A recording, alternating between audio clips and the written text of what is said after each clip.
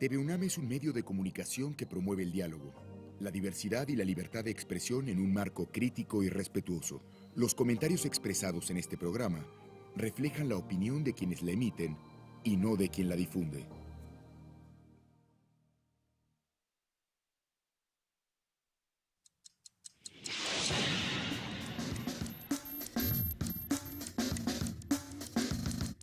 Primer movimiento. El mundo desde la universidad.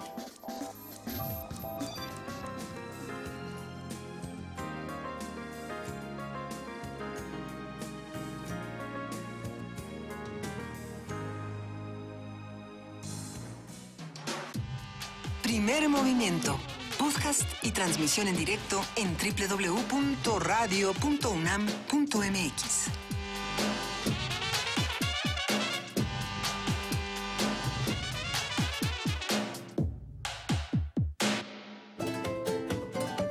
Postales sonoras de la Feria Internacional del Libro de Guadalajara 2017.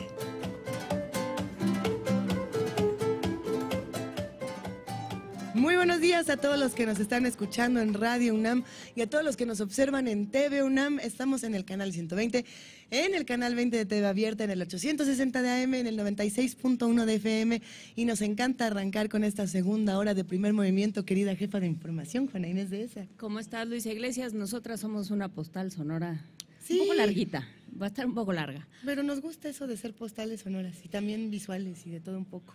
Exactamente, bueno, pues seguimos transmitiendo desde aquí de la Feria Internacional del Libro de Guadalajara. Hemos estado en presentaciones, hemos traído hasta ustedes durante la primera hora aquello que hemos considerado importante. Hemos platicado del Colegio La Frontera Norte y de lo que sucede ahí. Hemos platicado también con Antonio Quijano de lo que dijo ayer Gilles Lipovetsky, lo que se dijo en la clausura de los acosos de la civilización, este encuentro de académicos, de pensadores, de seres que se están planteando cómo nos vamos a entender y cómo vamos a dialogar de ahora en adelante. Me gustaría compartirte y compartir con todos los que nos escuchan y con todos los que nos observan un poco de lo que nos tocó vivir el día de ayer en esta feria y en una suerte de postal precisamente de lo que pasó. Estábamos caminando en la tarde, yo creo que eran como las 6 de la tarde, y ya llevamos todo el día por acá viendo libros, viendo editoriales. Nos quedamos un rato en Océano, en Random, en el Fondo de Cultura, por supuesto que fuimos a ver Ediciones B, Almadía, los libros del Zorro Rojo que nos enloquecen a muchos de nosotros. Fuimos a ver las editoriales internacionales que cualquiera por supuesto, diría que tenemos acciones en el Zorro Rojo. No, pero es que son libros hermosos. Bueno, en no, fin. pero en realidad, o sea, si uno se asoma, por ejemplo, a lo que está haciendo Petra, hay un libro no me acuerdo si en Petra o en Ecaré, que son estas dos editoriales, una venezolana, Ecaré, y Petra, que es de Guadalajara. Hay una de estas dos tiene un libro que se llama La niña que tenía sombra de niño, que es una metáfora muy bonita para explicar, pues cuando uno está en un cuerpo que no le toca, ¿no? Y entonces, pues esta niña sí tiene sombra de niño. Y entonces eso es toda una representación simbólica de cómo se siente y todos los problemas que eso le trae los papás que le dicen, pero es que ¿por qué todo el día estás corriendo y todo el día te estás comportando como si fueras un niño?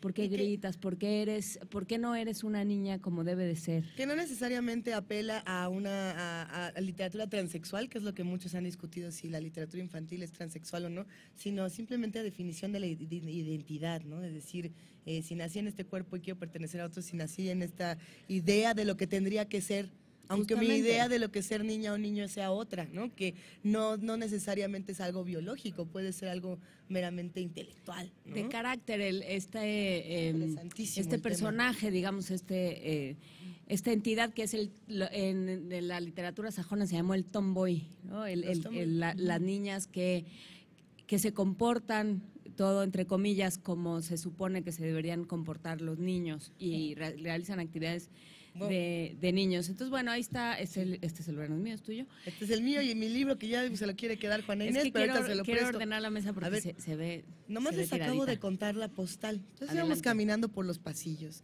disfrutando de esta 31ª FIL Guadalajara, y en eso está un sujeto firmando libros y se ve como que poquita gente alrededor, ¿no? Ajá. Y de pronto se ve más gente y nos cae el 20 de que es Paul Auster. Y entonces dijimos, oye, Paul Auster. Y queríamos que nos volteara, pero nada más por jugar, porque pues uno es así, uno es bromista. Y dijimos, bueno, ¿por qué hay tan poca gente? ¿O por qué no se ve tanta gente alrededor de Paul Auster si cada una de las presentaciones que ha tenido en la FIL ha estado literal hasta el gorro?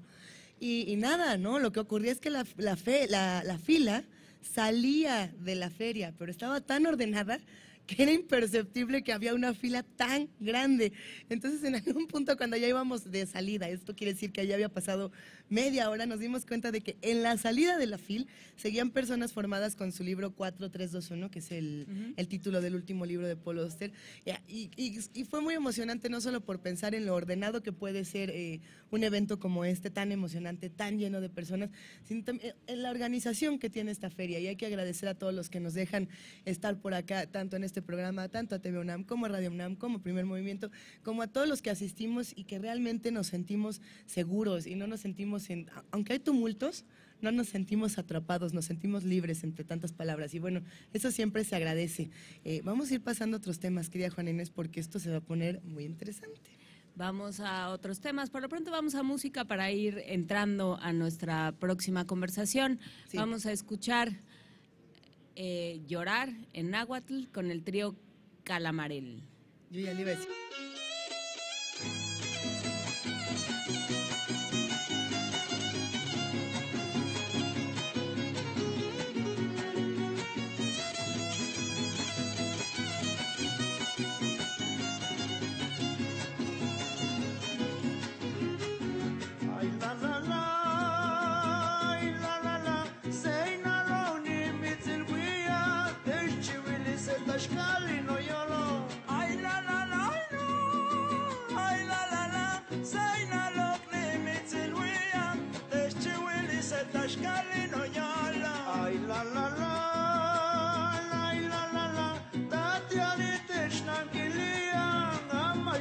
Esta malino yolo, ay la la la la la la, ay la la la, Tatiana Technakilia, amashon kan esta malino yolo, ay la la la, ay la la la, amashon kan esta mali, yenkani mocho kilia no yolo.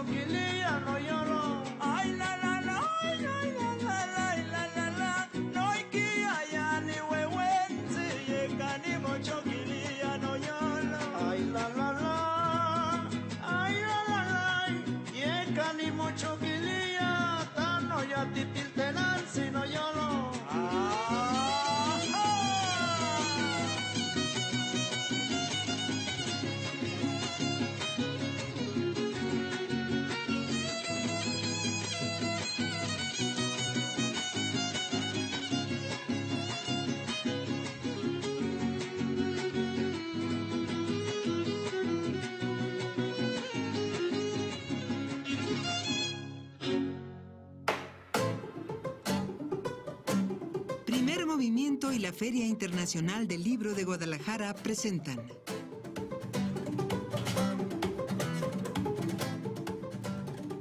Este lunes se presentó en la FIL Guadalajara 2017 la más reciente edición del Diccionario del Náhuatl en el Español de México. Es un libro editado en conjunto por el Programa Universitario de Estudios de la Diversidad Cultural y la Interculturalidad, el PUIC, y la Dirección de Publicaciones y Fomento Editorial de la UNAM, en homenaje al escritor Carlos Montemayor, en el marco del aniversario número 70 de su natalicio. Y hay que decirlo, este compendio de términos náhuatl tiene más de 2000 náhuatlismos. ¿Sí se dicen náhuatlismos? Sí. A ver si no... Okay. Voces de origen. Exactamente, que son las muchas voces, 1000 toponimias y 232 voces relacionadas con la herbolaria. Además, pretende reinsertar y fomentar el estudio del idioma náhuatl entre los estudiantes del país, ya que esta lengua originaria es una de las que cuenta con mayor número de hablantes a nivel nacional. Hay que decirlo, en este momento, si no me equivoco, hay más de 800 personas becadas por nuestra universidad, por la UNAM, justamente que forman parte de comunidades indígenas. Todo es por parte del Programa Universitario de Estudios de la Diversidad Cultural y la Interculturalidad. Pero bueno, todavía no llegamos a eso. Ahorita Para llegamos. conversar más sobre esta publicación del PUIC, de la que ya estábamos hablando al principio de nuestra emisión, nos acompaña Juan Mario Pérez, el secretario técnico del PUIC y, bueno, pues un entusiasta de este proyecto. ¿Cómo estás, Juan Mario? Buen día. Muy bien, muchas gracias. Buenos días, Juana Inés. Hablábamos ayer de este diccionario del náhuatl en el Español de México, hablábamos de cómo era un esfuerzo que había cometido de manera muy, pues muy empeñosa y muy seria, Así como es. hacía todo Carlos Montemayor, y cómo era algo que lo que buscaba era demostrar que es una lengua viva, que es una lengua que hablamos aún sin darnos cuenta, decías tú ayer. ¿Cómo está esto reflejado en el diccionario y qué significa? Bueno, creo que es una pregunta que habría que hacerle a Carlos, pero bueno, lastimosamente ya no se encuentra entre nosotros. En efecto, este diccionario da cuenta de la persistencia del náhuatl como idioma vivo, ¿no? Sí. En la actualidad en nuestro país más de 1,5 millones de personas son nativohablantes de esta lengua. Es la lengua originaria de lo que hoy es México que más se habla en el país, pero bueno, hay 68 lenguas originarias más, ¿no? Entonces eso nos da al menos un espectro del mosaico multilingüístico, del mosaico intercultural, Claro. de nuestro país, y en ese aspecto el diccionario del náhuatl en el Español de México tiene está diseñado, fue pensado para explicarnos a todos aquellos que no somos nativohablantes del náhuatl, pero que sin embargo está incorporado a nuestro lenguaje cotidiano. Es una persistencia entonces del náhuatl en el español que hablamos. Entonces, eso quiere decir que este diccionario se construye, vamos a ver si lo digo bien, de dentro hacia afuera, es decir, lo que la comunidad náhuatl le da a los que no forman parte de esta comunidad, pero que se lo quedan. Sin embargo, ya es intrínseco, ¿no? Forma parte ya de la lengua que hablamos cotidianamente. Por ejemplo, yo ayer en la presentación... Quiero hablar de esta presentación, fue tan divertida, yo creo que no... ¿Les gustó? Los que estábamos por lo menos del otro lado como lectores nos revolcábamos de la risa con esta presentación y sobre todo porque el conocimiento es muy divertido, es muy lúdico. Este diccionario que parece de pronto tan serio, resulta que no lo es, que es completamente cálido, que es muy amigable y que además todo lo que viene aquí es muy familiar. Fue... Maravilloso. Pareciera, bueno, fue hecho con mucha seriedad y Sí. No es un diccionario solemne en el sentido estricto del clásico de la palabra, pero... La seriedad no le quita la calidez. Por ejemplo, yo les preguntaba ayer, estamos en el municipio de Zapopan, ¿no? Ujú. ¿Qué significa Zapopan, no? Porque nuestro país está nombrado en náhuatl, tanto en las regiones que fueron, donde habitaron los pueblos nahuas, evidentemente, pero también en regiones que no. Por ejemplo, en la península hay muchísimas comunidades nombradas en náhuatl, ¿no? Y es la península maya. O en el norte del país también hay comunidades nombradas en maya. Aquí Zapopan, el lugar de los zapotes, ¿no? Del fruto, pero bueno, ninguna persona nativa de aquí que ahí se acercaron para decirme sabía el significado de Zapopan, ¿no? Entonces, pues todos los días caminamos nuestras ciudades, nuestro país, vamos de un lugar a otro, vamos de Tlalpan, ¿no?, a Tacubaya en la Ciudad de México, o vamos de Zapopan, ¿sí?, a cualquier otro destino en lo que es, digamos, Guadalajara y sus municipios conurbados, y estamos atravesando por toponimias, por lugares nombrados, por territorios nombrados en náhuatl. Por territorios nombrados en náhuatl como lengua de dominación, también hay que decirlo. Hay que decirlo, sí, en efecto, ¿no? Porque, por ejemplo, Oaxaca, que está el lugar de los guajes, del fruto, del árbol del guaje, pues está nombrado en náhuatl. Sin embargo, pues los asentamientos son ñusavis, mixtecos, o vinizá, zapotecos, ¿no? Los pueblos originarios, entre otros más. Tenemos palabras, tenemos conceptos, tenemos refranes, tenemos por aquí algunos dichos muy divertidos. Abrí el diccionario al azar, estoy en la página 278, quiero ver de dónde viene nada más, estamos justamente en la parte, ahorita les voy a decir, del guajolote, y la del guajolote está muy divertida. Por ejemplo, aquí te dice, se cree la divina garza y no llega ni a guajolote. Yo creo que no necesita explicación, pero bueno, para los que no lo entendieron, se cree mucho sin motivo, ¿no? Y así el guajolote, arrear guajolotes con pistola, adoptar medidas innecesarias o excesivas. A ver, uno más, perdón. Sí, claro. Hacer a alguien guajolote, engañarlo, verle la cara de tonto. Entonces ya podemos decir, a ver, ¿qué? ¿Me quieres hacer guajolote? En lugar de me quieres ver la cara. Pues, nos podemos divertir muchísimo. Y además también transcurrir. Son 498 refranes o frases derivadas de 148 voces de origen náhuatl, ¿no? Y como tú bien lo viste, bueno, guajolote tiene una diversidad de refranes y de frases de uso corriente, de uso cotidiano en distintas regiones del país. Evidentemente, este estudio, que fue coordinado por Carlos Montemayor, pero que también tuvo la participación de Librado Silva, de Enrique Rivas Paniagua, es un esfuerzo que, además de hablarnos de la persistencia del náhuatl como idioma vivo, pues también esto se hace posible por la cultura, ¿verdad? Por el desarrollo cultural en el cual estamos inmersos en gran parte de este país, ¿no? Además de que esta obra recoge nahuatlismos vigentes que se hablan en diversas regiones de México, tiene aspectos que van más allá de su caracterización dialectal en el español. ¿Qué quiero decir con esto? ¿Qué quiere decir? Exacto, allá bueno. O sea, por ejemplo, estos usos, ¿no? Ya Luisa lo estaba mencionando, los refranes, ¿no? Por aquí también está enchilar y que me enchilo y que me enojo. No, por ejemplo, también. O tiene, por ejemplo, también la sección de toponimias, o en su sección de apéndices, pues ni más ni menos un ensayo sobre el náhuatl en el español de México, escrito por Carlos Montemayor, o una sección de nahuatlismos polémicos. Esa es muy interesante. A ver. Pues simple y sencillamente voy a hablar de dos con la cual estamos relacionados. Por ejemplo, chocolate, ¿no? Chocolate, que bueno, diversos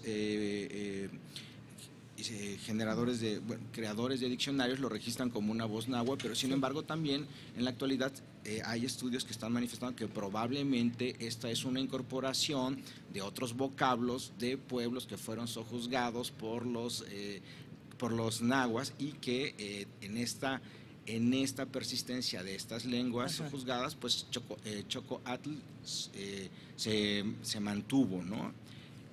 Y ustedes han escuchado hablar del verbo chingar.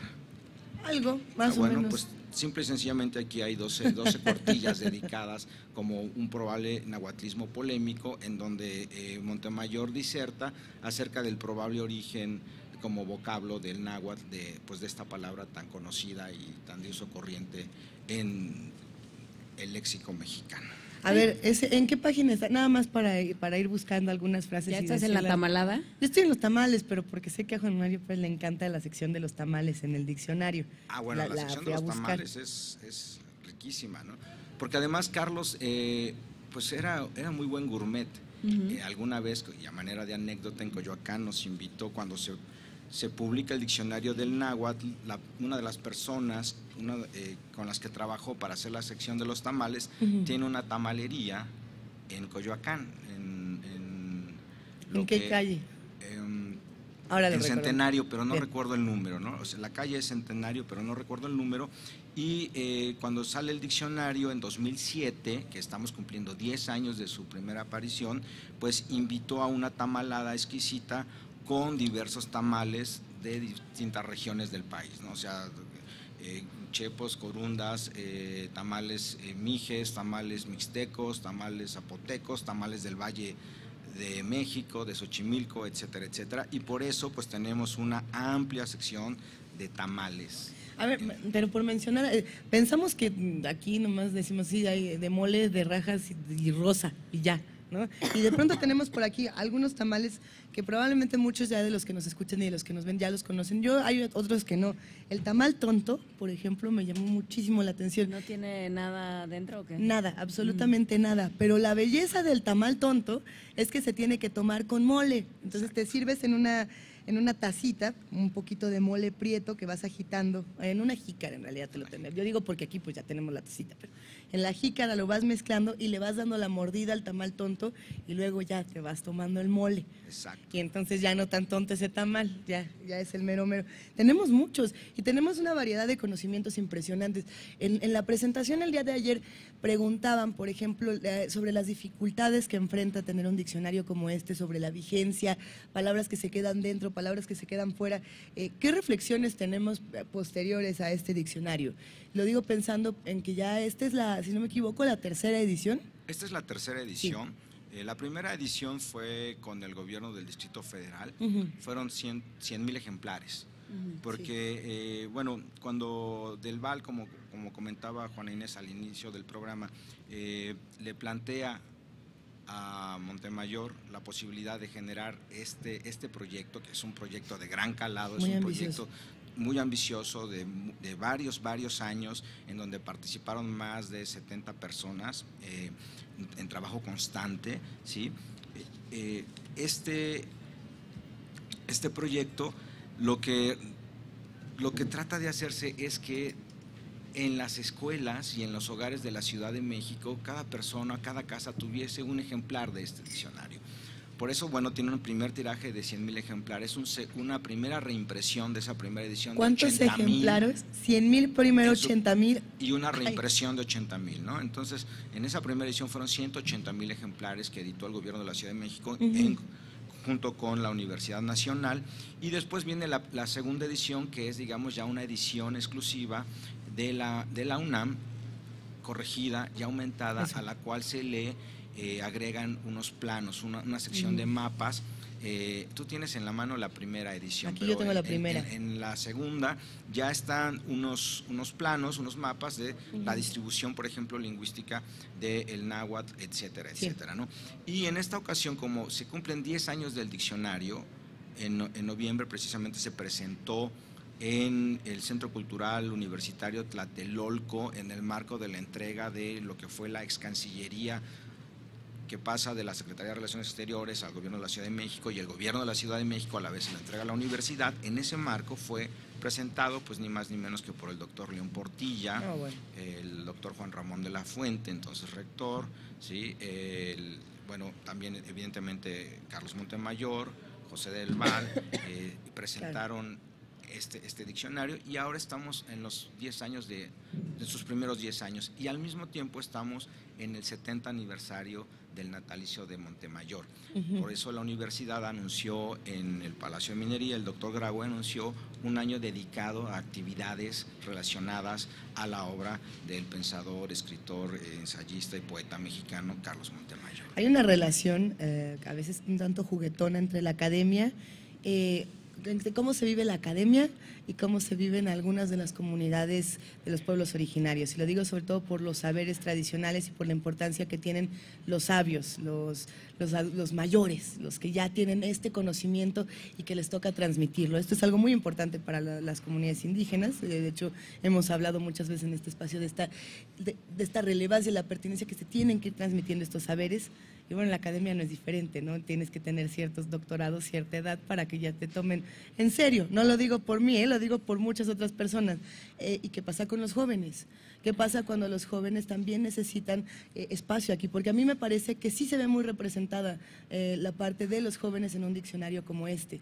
aun cuando pareciera que es hecho desde la academia y que fuera impenetrable, no lo es, todo lo contrario, hay una relación muy profunda y sobre todo muy entregada de los que se encargan de hacer este diccionario. Nuestro proyecto editorial en el PUIC está intrínsecamente Completamente ligado a una necesidad explícita de un libro. Nosotros, Sí. este fue un proyecto que del Valle plantea Montemayor porque se detecta una necesidad, ¿no? Y en efecto, los jóvenes, que son los hablantes no del mañana, son los hablantes del aquí y del ahora, y que al mismo tiempo están transformando nuestra lengua, ¿no?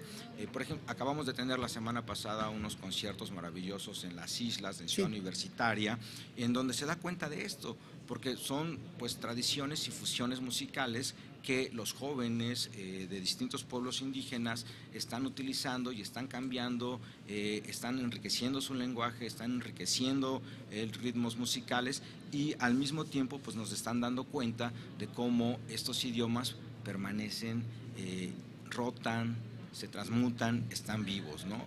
Pero esto tiene que ver, creo que ahora sí voy a meter mi cuchara, esto tiene que ver también con una dimensión política y con un cambio de mentalidades, del que hablábamos ayer, Juan Mario, de cómo ver, de haber pasado de unas generaciones muy perseguidas por su lengua.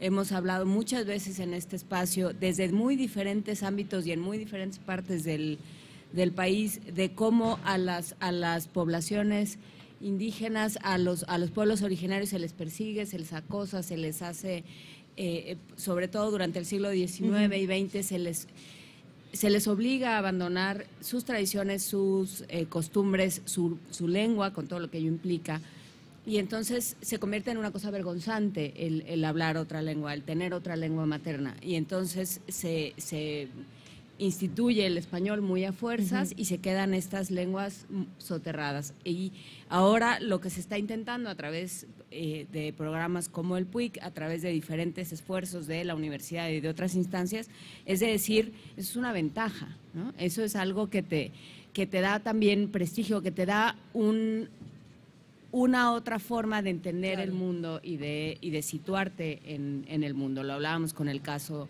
de Juan Sant la semana pasada, este rapero en Totonaco, que decía, pues es que lo hago porque nadie más va a rapear en Totonaco, cualquier otro rapea en inglés, rapea en español, esto sucede todo el tiempo, hace hip hop en inglés o en español, pero nadie más lo hace en Totonaco. Y hay también esta conciencia política de Montemayor de decir, esto está presente y esto se ha tratado como algo vergonzante, como si la lengua tuviera que limpiarse, como si el español de México y de toda América Latina tuviera que limpiarse de las lenguas originarias. Claro, mira, por ejemplo, vivimos en un país en donde según cifras del INEGI al menos 7.5 millones de habitantes hablan una lengua originaria, ¿no? Evidentemente hay quien no es censado, o sea, quien no existe para el Estado, porque hay población indígena que no es censada o que no está registrada por el INE, por ejemplo, ¿no? Y al mismo tiempo también hay quien oculta, ¿sí?, por el fuerte racismo de nuestra sociedad, que habla una lengua originaria. Entonces, bueno, el espectro pues puede aumentar en algunos cuantos, unos 2 millones más al menos de hablantes, ¿no? Esta es una población en su mayoría que habla al menos 2 lenguas, su lengua originaria y español. La gran masa, el gran ancho de la población mexicana es monolingüe en español exclusivamente, ¿entiendes? Entonces, si queremos a alguien que hable dos idiomas, al menos, pues la población indígena, en su gran mayoría, porque ya los núcleos monolingües son muy, muy, muy pocos, hablan al menos 2 idiomas, ¿sí? La lengua materna y el español. Pero cuando tenemos casos, por ejemplo, como el de Mardonio Carballo, que tiene que ampararse, ¿sí?, ante una ley, ante una estructura jurídica del Estado mexicano, ¿sí?, para poder hablar su lengua en los medios de comunicación, ¿sí?, pues empezamos a ver entonces cuál es el espacio que aún en la actualidad se le sigue dando a las lenguas originarias, ¿no? De cualquier manera, y quizá también, y pese a eso, las lenguas originarias en México, estamos haciendo un esfuerzo importantísimo desde la universidad, desde el programa universitario, en alianza con diversas dependencias de la universidad, con diversas áreas. Ustedes son un aliado fundamental. Estábamos escuchando, por ejemplo, una cápsula de la medicina tradicional de México, es una obra coordinada por el maestro Carlos Sola, nuestro coordinador de investigación, en donde este diccionario recoge simple y sencillamente más de 120 voces de la herbolaria, ¿no? De la herbolaria originaria de este país. Y en ese sentido, ¿sí? El programa universitario cuando surge, pues surge en 2004 también con la necesidad, con la vocación de empezar a subsanar esta situación. Una de las primeras acciones es crear el sistema de becas para estudiantes indígenas, y ahora sistema de becas para miembros de pueblos indígenas y afrodescendientes. A ver, lo dijimos al mero principio de la conversación, son más de 800 becarios 880 becarios en este momento, ¿no? Bien. Pero bueno, ¿Y la convocatoria está abierta? La convocatoria está abierta en este momento, en efecto, pueden revisarla en www.nacionmulticultural.unam.mx. Claro. ¿Sí? Y bueno, este sistema de becas que empieza con 50 becas y que ahorita ya va con 880 becas es tan solo una forma de una política académica de esta universidad para impulsar la formación de cuadros preparados, de cuadros indígenas con altas capacidades académicas, ¿no? Pero al mismo tiempo también, por ejemplo, la lengua. Empezamos con un festival de poesía que nace en la sala Miguel Covarrubias y que a los 2 años, porque se quedaba gente afuera, porque siempre había visos de un posible portazo, porque se tenía que transmitir en circuito cerrado a las salas de cine que están enfrente, pues se pasa a la sala Nezahualcóyotl, ¿sí? Y en la actualidad pues nos da mucho gusto ver que ya no solamente el que armamos en el PUIC es el único festival de poesía, ya hay en el instituto, este año hubo en el Instituto de Filológicas 1, hay distintos recitales en facultades y escuelas de la universidad. El ámbito de los premios, por ejemplo, pues también ha crecido bastante. Uber Mativa va a recibir en esta feria el premio Plia, que es un premio internacional, y él, bueno, es un hablante de MEPA, es un gran poeta en MEPA. Lo que quiero mencionar con esto es que, bueno, vamos abriendo un espectro. Desafortunadamente no es suficiente en este momento, pero bueno, es también vocación del programa, ¿no? Abrir el espectro, ¿sí? En un momento, pues todo el mundo nos decía, ¿cómo la sala Neza? Pero si es una sala de conciertos, ¿cómo poesía indígena en la sala Neza? ¿Qué están locos? Y bueno, pues ya llevamos ni más ni menos que 4 recitales poéticos ahí. Llenos. Y ahora las islas. Y ahora las islas. Y lo que viene. Después el mundo. Después el mundo. Hay muchísimos comentarios en redes sociales. Siempre da muchísimo gusto saber que los que están del otro lado en Primer Movimiento, los que hacen comunidad, quieren mucho a este diccionario del que hemos tenido la oportunidad de hablar en otras ocasiones, no como ahora, pero sí mencionarlo y hablar de lo pertinente que es. Y bueno, ya por aquí están diciendo que de dónde, de a cuánto, que cuántos vuelven a la Ciudad de México, que cuántos en Guadalajara. Sí, se admira muchísimo el trabajo, nos están preguntando por ciertos conceptos, se andan divirtiendo con la chingada. No, bueno. Por aquí, del cual, como decimos, hay 12 páginas. Si no Nada me más y equivoco. nada menos. Hay un montón de refranes, y bueno, por aquí nos estaban preguntando también por tlacuache, ya lo busqué, porque sí hay dichos, bueno, a ver, aquí tenemos refranes, no lo encontré en la parte de Es que del lo que pasa es que diccionario. está dividido Ahorita lo busco. en herbolaria, en toponimia, o sea, está dividido por el uso de los vocablos, ¿no? Pues mira, aquí tlacuache nos lo pusieron con 2 refranes. Uno dice, miren, esa parece tlacuache. Se dice de la mujer a la que se ve con muchos niños, en alusión al tlacuache hembra que anda siempre con los críos en su pequeño marsupio. Todos recordamos esta bella imagen, ¿no? Bueno, no, la verdad es que por lo menos en donde yo vivo hay muchos tlacuaches. A ver, por aquí dice, tener más mañas que un tlacuache, persona astuta o hipócrita y disimulada. Alude a que el pueblo considera astuto a este marsupial, pues se finge muerto mientras lo persiguen. Es decir, no solamente tenemos el refrán. ¿Nada de muertito? ¿Se hace el muertito? Pero por supuesto, lo que sí se narra es un poco también de cómo se viven todas estas cosas desde las comunidades. Es un gran esfuerzo y bueno, pues yo me voy a quedar con ya veremos después. Pero tendremos yo lo voy a en su agarrar momento así. cuando así A nuestro regreso. cuando así el señor del cerca y del junto, que quién sabe quién sea, tenga bien mandarnos nuestros ejemplares, tendremos 5 para el Eso. auditorio. Habrá 5 para el auditorio. Todavía no, espérenlos. No, espérenlos. lo que quiero mencionar es que esta tercera edición, ¿sí? Viene en rústica y en tapa dura, ¿no?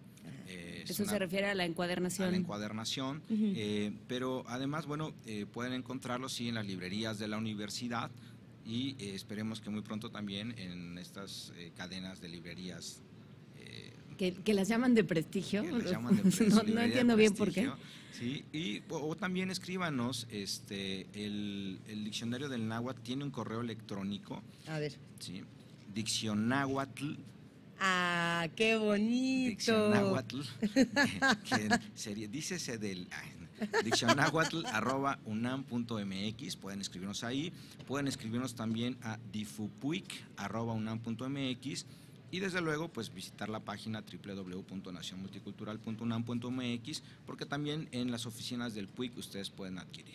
Juan Mario, cerraste tu presentación, cerraron juntos la presentación Juana Inés el día de ayer con una frase bellísima de lo importante que es en una feria de libro como esta presentar el diccionario, la pertinencia que tiene y el valor que tiene para todas las comunidades indígenas, llegar aquí, plantarse aquí y gracias al PUIC y a todos los amigos también de Libros UNAM, poder ganarse un espacio y que estos espacios cada vez sean muchos más.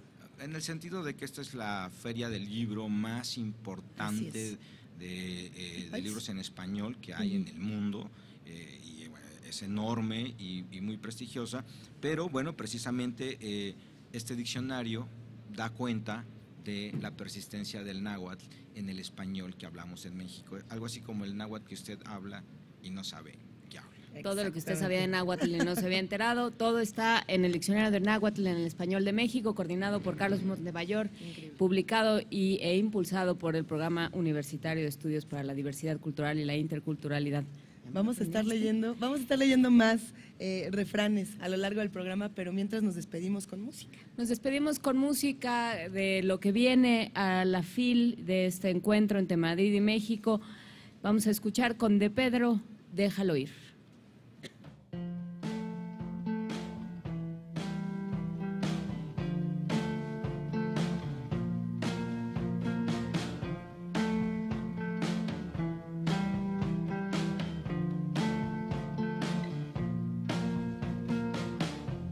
Inexistente ante el ambiente, una mañana me desperté con una idea en las entrañas. Necesitaba alguien al que contarle cómo yo respiraba durante el día. En este mes me he puesto un traje hecho de miel.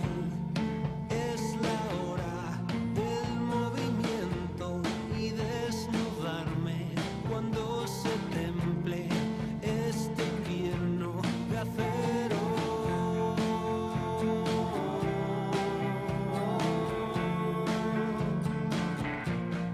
Déjalo ir, déjalo marchar. Tienes algo que te pesa de más. Déjalo ir,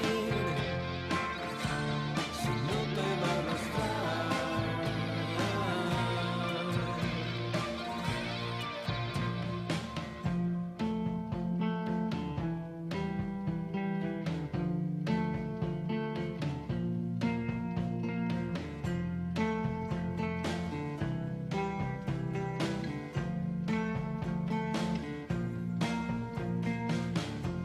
Paseo firme cada mañana, que no se perciba mi fragilidad.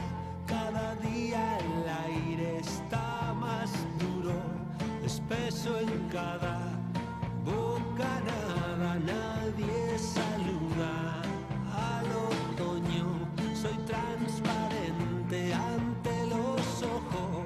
Me muevo ciego en esta luz que baña el año nuevo.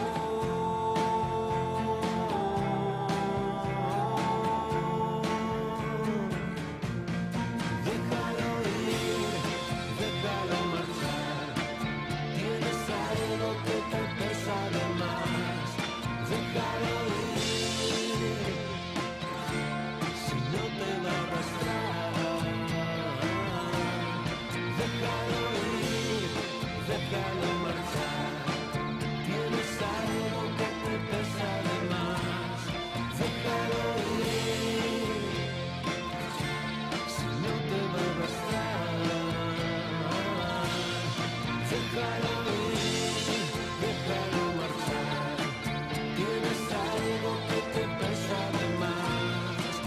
déjalo ir, si no te va a arrastrar.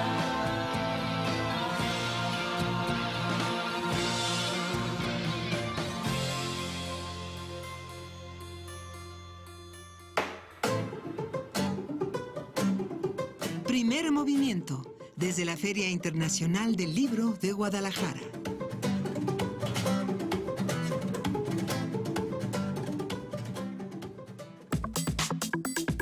Nota del día.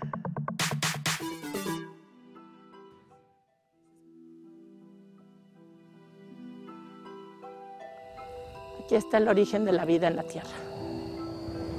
Los estromatolitos son de las señales de vida más antiguas que encontramos en la Tierra y han ido produciendo poco a poco, burbuja por burbuja, el oxígeno que respiramos.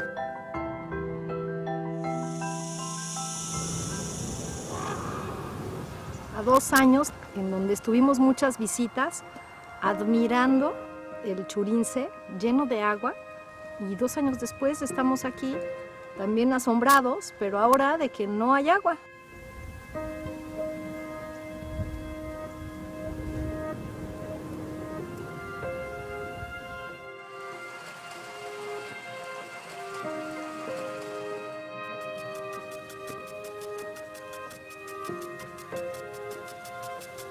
Cuatro Ciénegas es un manto inagotable de recursos naturales. No es cierto que nos estamos acabando el agua, no es cierto que nos estamos acabando las especies. ¡Arriba Ciénegas, desgraciados todos! Lo único que queda con vida es este pedacito, pero tiene mucha vida. Los problemas ambientales de México son mucho más grandes de lo que nos dicen los periódicos. Y Cuatro Ciénegas, en particular el Churince, creo que es el canario de la mina. Y el canario de la mina está dando sus últimas patadas.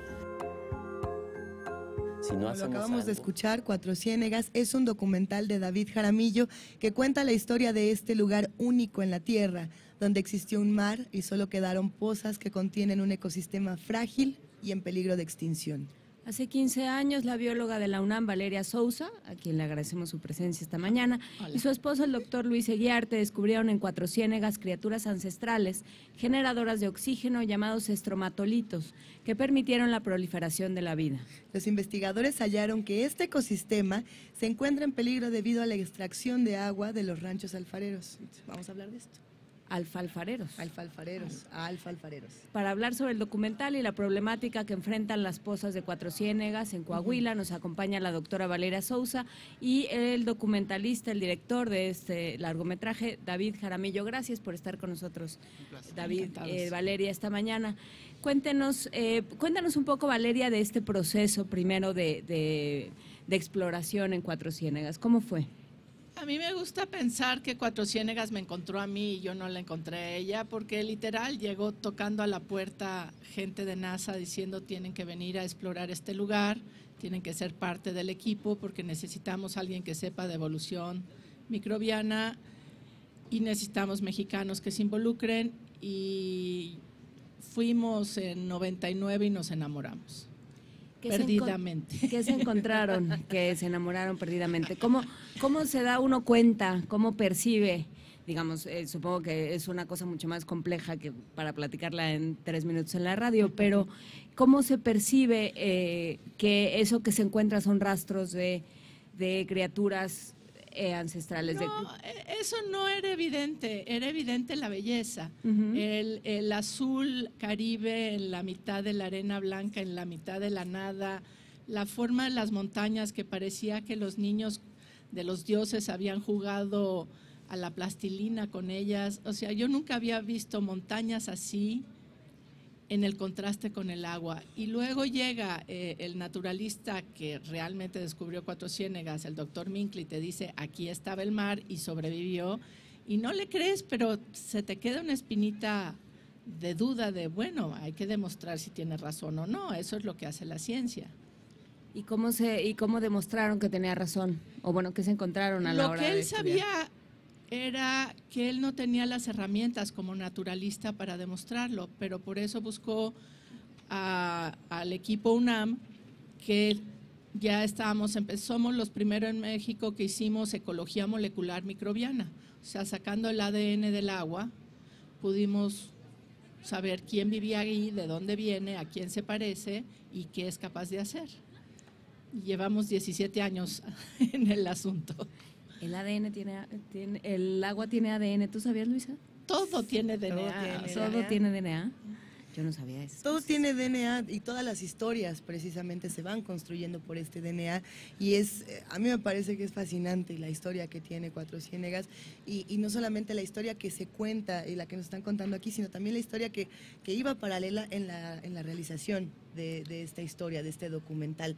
No ha sido fácil, David, sabemos que ya llevas un rato trabajando en esto, hemos visto cómo has hecho exposiciones, has hecho un montón de cosas para llegar a este punto. Cuéntanos un poco más para ir hilando las dos historias. Sí, este esfuerzo obviamente nace con los estudios de los doctorados, Luisa Yarte y aquí presente la doctora Sousa. Pero sí hemos tenido iniciativas para poder apoyar la producción. Metimos a Fondeadora, hicimos ahí una vaca nacional en el sentido de que recolectáramos fondos. Y sí lograr eso es muy complicado, hay que decir. Sí, es complicado, pero lo padre de todo esto es que existe la respuesta y que ha sido un proyecto acobijado por diferentes sectores y que nos ha dado esta legitimidad para poder contar esta historia. ¿Cómo cuentas esta historia? Nos decías que ayer se presentó en una de las salas de usuales de presentaciones de la Feria Internacional del Libro, que estuvo llenísimo.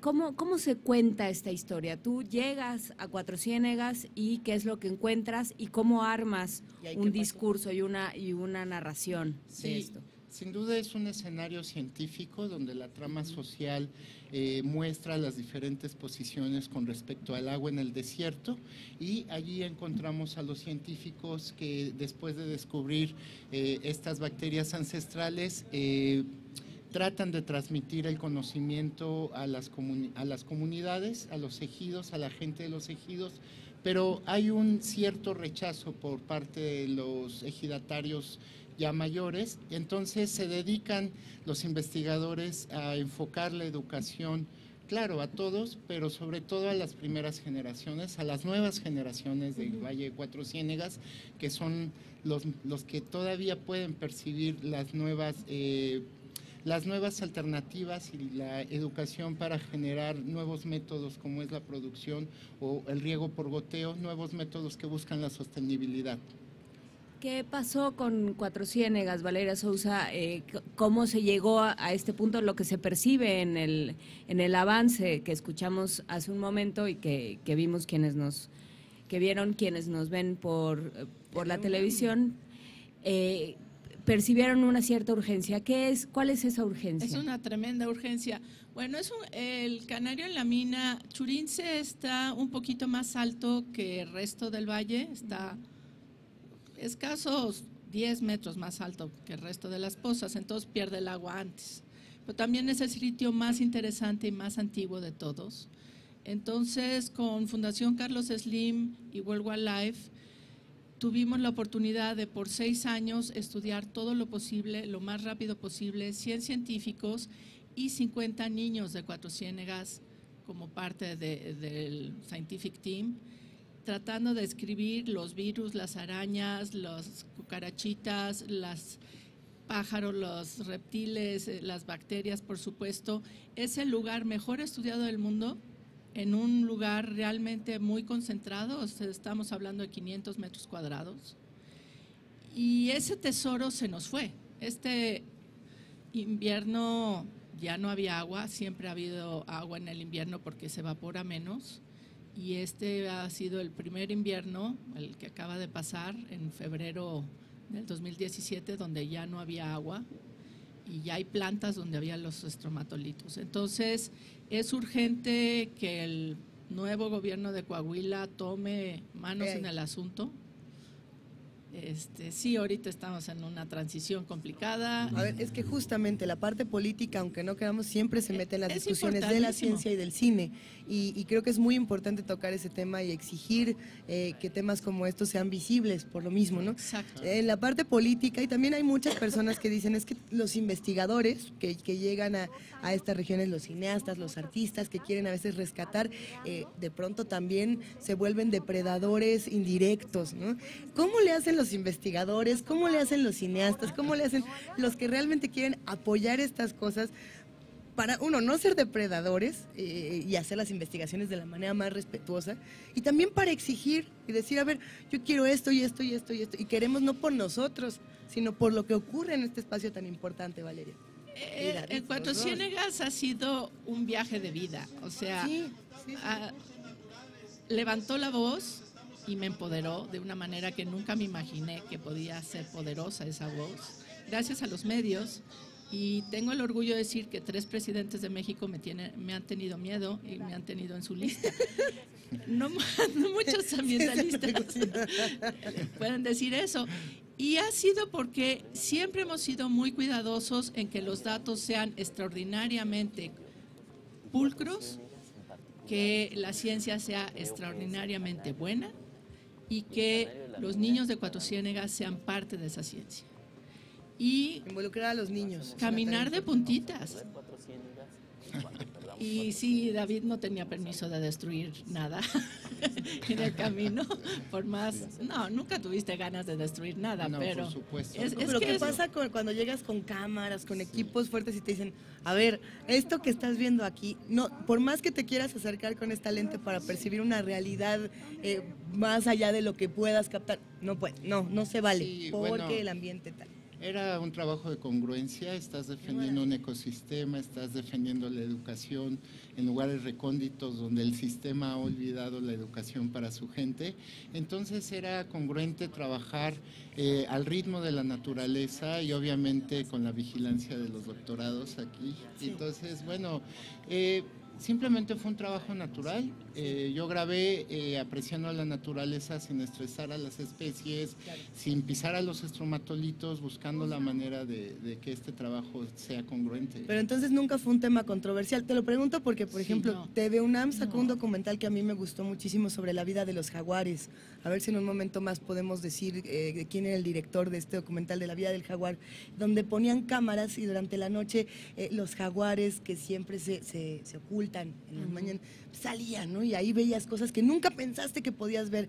Y hubo una controversia muy grande de, no, es que tú al poner una cámara aquí, si hay una persona que está filmando, que está grabando, está afectando no solamente la vida del jaguar, sino el ecosistema en general. ¿Les tocó una controversia como esta o pudieron afortunadamente sortear todas las...? No, porque ya era un terreno donde el trabajo por la conservación era la meta. Entonces siempre el equipo de cineastas acompañamos a los especialistas y siempre íbamos asesorados y tratando de respetar. Al final es un trabajo de amor. Sí, yo creo que David acaba de decir la palabra clave, es un trabajo de amor, es una especie de experiencia religiosa, ver este lugar y todo lo que nos puede decir y que está en nuestras manos salvarlo. Entonces, sí es como llegar a las Galápagos para los biólogos evolutivos. Este es aún más antiguo y más relevante que las Galápagos. ¿Y qué se plantea en el documental y bueno, en la vida para defender este trabajo con los niños, este trabajo con quienes se ha dejado de lado pensando en una educación formal, como decías tú, David Jaramillo? ¿Qué se plantea? ¿Qué puertas se abren o ya están cerradas las puertas, Valeria Sousa? Está padrísimo porque yo pienso de esta manera un poco zen, que uno lanza una piedra a un estanque que está tranquilo y hay olas y esas olas no sabes qué van a hacer. Entonces nosotros nos hemos dedicado durante 17 años a trabajar en el lugar, 10 de esos 15 de esos 17 los hemos trabajado para la conservación y la concientización. Y ahora ya los propios niños de Cuatro Ciénegas ya tenemos el primer chavo que salió del Cebeta 22 y está acabando un doctorado en biotecnología en la Universidad de Nuevo León, y él ya tiene un vínculo con una empresa que se llama Liventia, que hace probióticos, y los niños del Cebeta 22 van a ser los bioprospectores y los dueños de las patentes de esos probióticos que nos van a ayudar a hacer una mejor agricultura y a limpiar el desastre que tenemos. Entonces, el futuro de Cuatro Ciénegas, y ya lo están viendo los niños, o sea, ahorita fue la doctora Olmedo a trabajar con ellos, porque yo estoy de sabático, y ya los niños de secundaria pidieron entrar al taller de ecología molecular porque están en la secundaria, no se fueron a ningún lado, porque quieren pasar por el laboratorio de biología molecular, quieren ser parte de este proyecto de ciencia para todos y transformar su vida. El Cebeta 22 pasó del número 200 a nivel nacional al número 2 a nivel nacional. Ahí nada más. Porque sus niños quieren ir a la universidad. Tenemos becadas con beca completa en el ITAM, en la UNAM. Bueno, en la UNAM todos somos becarios, pero sí. Entendemos, y es digno de celebrarse, y por eso es tan importante que todos nos acerquemos a Cuatro Ciénegas, este documental de David Jaramillo con las investigaciones de Valeria Sousa. ¿Dónde, cómo le hacemos para estar con ustedes? Porque no nos dimos cuenta, está re buena la plática, pero son las 8 de la mañana con 59 minutos y así de irnos a la pausa. Sí. ¿Dónde lo vemos, David? Los detalles lo van a poder ver en la página www.documental4cienegas.com. Y bueno, vamos a entrar a festivales, vamos a entrar a todos los concursos nacionales e internacionales, y obviamente vamos a estar en plataformas en internet. Ya después vamos a poder también sacar la divulgación a través de un DVD. Un verdadero placer, querido David Jaramillo, querida Valeria Sousa. Gracias por estar con nosotros. Gracias. Qué importante labor. Todos acercarnos a Cuatro Ciénegas. Vamos a una pausa y volvemos aquí a Primer Movimiento. Primer Movimiento, desde la Feria Internacional del Libro de Guadalajara.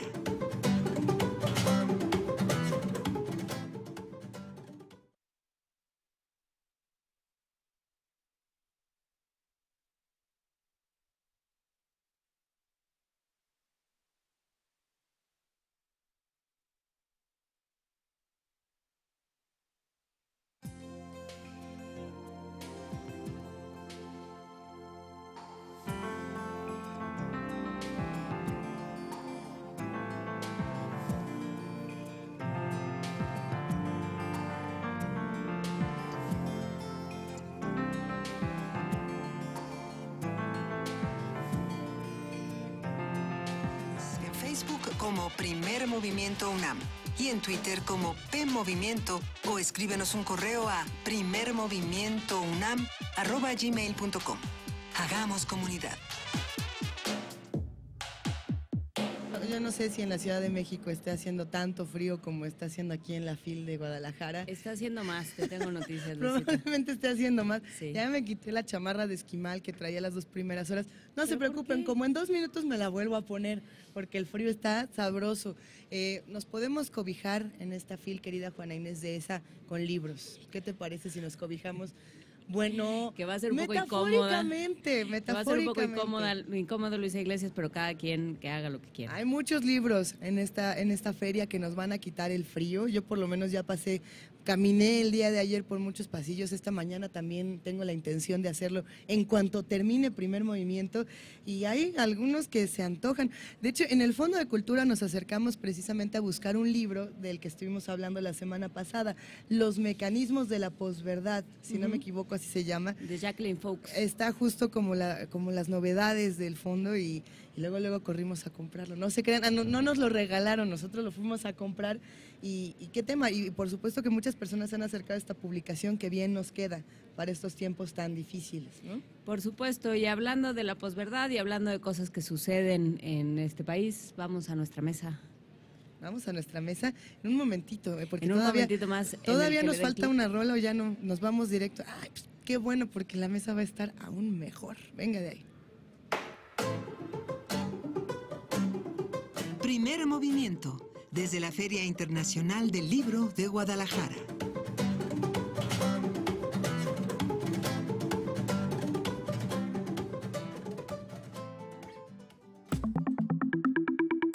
La mesa del día. Y para hablar de libros calientes, queridísima Juana Inés de Esa.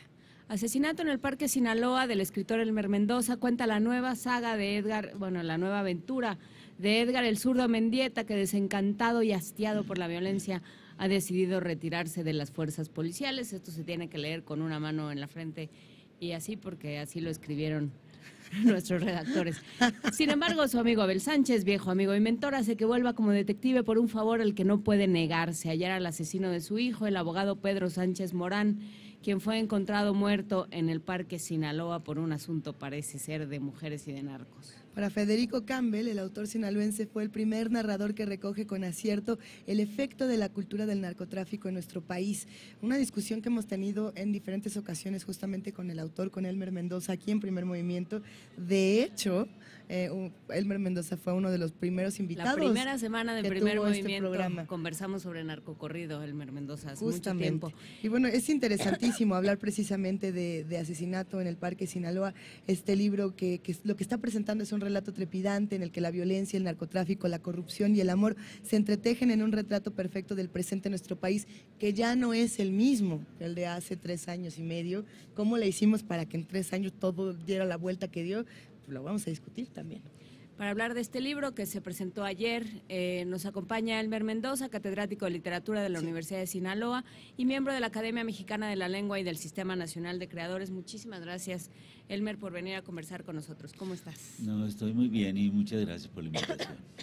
Cuéntanos, el Zurdo Mendieta al principio de esta historia dice que se va a retirar. Ya tiene su cheque de jubilación, o bueno, su cheque de que ya se va metido en el bolsillo, está ya en la última botella de whisky, dice ahora sí me voy, y de pronto tocan a su puerta y resulta que no se va. ¿De dónde sale esta historia y hacia dónde va? Ajá. Bueno, de las historias salen de mi cabeza, de imaginación. ¿Y hacia dónde va la historia o hacia dónde va quién? El Zurdo. Bueno, el Zurdo está en esa postura, que es una postura definitiva. Él ha decidido que no quiere ser más policía y con ese cheque que tú mencionas quiere poner un burdel al tipo de Bella de Día. Es decir, que todas las señoras que quieran contribuir al gasto de la casa, pues bueno, pueden, él va a ser un mecanismo ahí para que tengan clientes. Y no muchos conocen la historia de Bella de Día, de los que nos escuchan. Pues habrá muchos jóvenes que todavía no la ven. Jóvenes tienen que ir no sé dónde se ven las películas, pero es una película de Buñuel clave que se llama Bella de Día y que, bueno, esa es la historia de una persona que hace eso.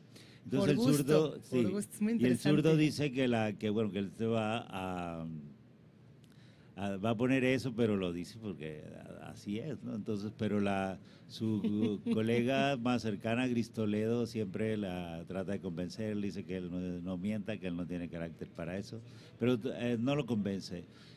Pero cuando llega Abel Sánchez, es decir, su viejo amigo, el primer policía con el que hizo pareja, y que él ve que le ruedan unas lágrimas y le ve que le dice que mataron a su hijo y que además la investigación sobre la muerte de su hijo duró 2 días y la cerraron. Y entonces le dice, pues yo quiero pedirte de favor que lo investigues. Y bueno, quiero hacer un homenaje a las amistades reales, porque yo me he dado cuenta que la amistad, no sé, en un 99% de los casos es más poderosa que el amor incluso, une más, es más duradera, hay como un sentido de solidaridad muy intenso y en México creo que eso se usa en el norte de nosotros muchísimo, son regiones desoladas, digamos, donde la amistad es uno de los valores que más se aprecian, pero también creo que en el mundo. Yo ahora tengo amigos increíbles en muchas partes y me sorprende, ¿no? Que por ejemplo que mis amigos italianos me reciban besándome. Al principio pues sí, ¿qué onda, morros? ¿Qué les pasa, no? Pero es un asunto cultural, es un asunto de afecto real, ¿no? Y lo que es interesante también, Elmer, es que el tema de la amistad no es tan tratado en las novelas negras, en las novelas policíacas, en las novelas de narcotráfico, porque siempre dibujamos la figura del, que además se vale y es muy rica, ¿no? El detective solitario, no tengo amigos, tengo amores pasajeros, porque el amor no es real, porque las mujeres no, porque no tengo tiempo, porque estoy metido en este problema de estas dimensiones y mi vida no se presta para ninguna amistad. Encontrar entonces este giro, que es algo que además tú haces muy bien con todos tus personajes, siempre le das una vuelta a lo que ya tenemos como un arquetipo marcado. ¿Cómo nace esto? ¿Esto es por tu experiencia personal, por las amistades que has tenido últimamente, o por tratar de romper con esta imagen del detective estático ya que ya tenemos de tantos años? Yo creo que son dos cosas. El primero, el sentido de la amistad, que tienen mis amigos conmigo y los que yo tengo con ellos. Y también, porque cuando en novela policíaca, cuando yo estaba terminando a pasar detective, y siempre que estoy terminando una, sé cómo voy en la que sigue. Sí. Entonces lo que me vino a la cabeza es eso, veo el zurdo fuera, empezar el detective, pero digo, es que me van a matar el club de fans si ya lo termino. Entonces lo que hago es pensar la forma de reactivarlo, y esa fue la idea que tuve, o sea, un asunto extremo, un asunto que realmente no lo hiciera dudar en regresar.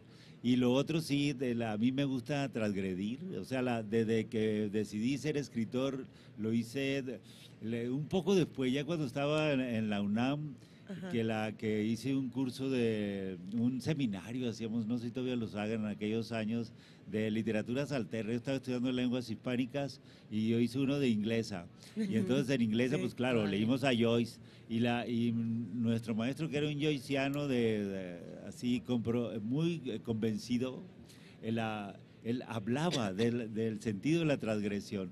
Y yo que era un escritor que yo me había metido a estudiar letra porque iba a ser escritor y porque quería ser bueno. O sea, aparte de lo que soy, se lo debo a la UNAM. Entonces, fue en lo que más puse atención, en el sentido de la transgresión. Y entonces ahora en cada una de mis novelas yo intento trabajar un aspecto que signifique romper con los estereotipos, proponer algo nuevo que al final se convertirá en estereotipo, eso no importa, pero si sale de mí, pues eso creo que es bueno para mí y también para la literatura mexicana y la literatura negra del mundo, claro. Hay una parte también de transgresión al sembrar esta idea de la amistad en medio de un horizonte tan violento, porque tú dices, por supuesto que las historias salen de tu cabeza, pero nada viene de la nada, digamos, salen también de un entorno que las propicia, sale también de una Sinaloa que pide ciertas cosas, que está viviendo ciertas cosas. ¿Cómo pones una historia de amor, digamos, de amistad tan fuerte en un contexto tan violento? ¿Cómo logras esto? ¿Cómo empatas estas dos realidades? Que es una forma de transgresión también. Claro, sí. Bueno, lo que pasa es que el sentido de la amistad, donde es probablemente más notable es en el mundo negro, en el mundo de la delincuencia. Porque ahí unas amistades hacen que alguien no pierda la vida. O sea, pues un telefonazo, o puede ser una omisión. Una omisión yo tengo muchos registros sobre esos casos, así que son increíbles, o sea, lo que es el tema de la amistad. Y entonces, digamos, cuando yo quiero destacar eso, también trabajo otro punto también que tiene que ver con la amistad dentro de la novela, que es el de Montaño, que Montaño no tiene más a quién decir, y en todo el universo que tiene, él está sufriendo por un tema de amor, y ¿a quién se lo va a confiar? ¿A quién se lo confiamos? Pues claro. Al ¿sí? cuate. Al cuate, sí, al cuate. Entonces, si quieres un cuate, pues el zurdo Mendieta. Y el zurdo Mendieta, pues le da carrilla, que acuérdense que en el norte la carrilla es lo que ahora le dicen bolinca, ¿sí? Entonces le da carrilla, lo pone en contexto, le hace una serie de propuestas descabelladas, pero un poco para sacarlo de eso. Pero en el fondo también es un tratamiento de la amistad. Es un tratamiento profundo de la amistad, de confiarse de esa manera, ¿no? ¿Sientes, Elmer, que has metido más sentido del humor en tus últimos trabajos, o que se han vuelto más juguetones con estos temas, o no? Yo no estoy diciendo que seas un escritor que escriba con sentido del humor, pero sí, o sea, de pronto sí hay muchos juegos, como bien, muchas cábulas, ¿no? Por ahí muchas carrillas que realmente nos sacan sonrisas de veras, de las grandotas que nos inundan la cara.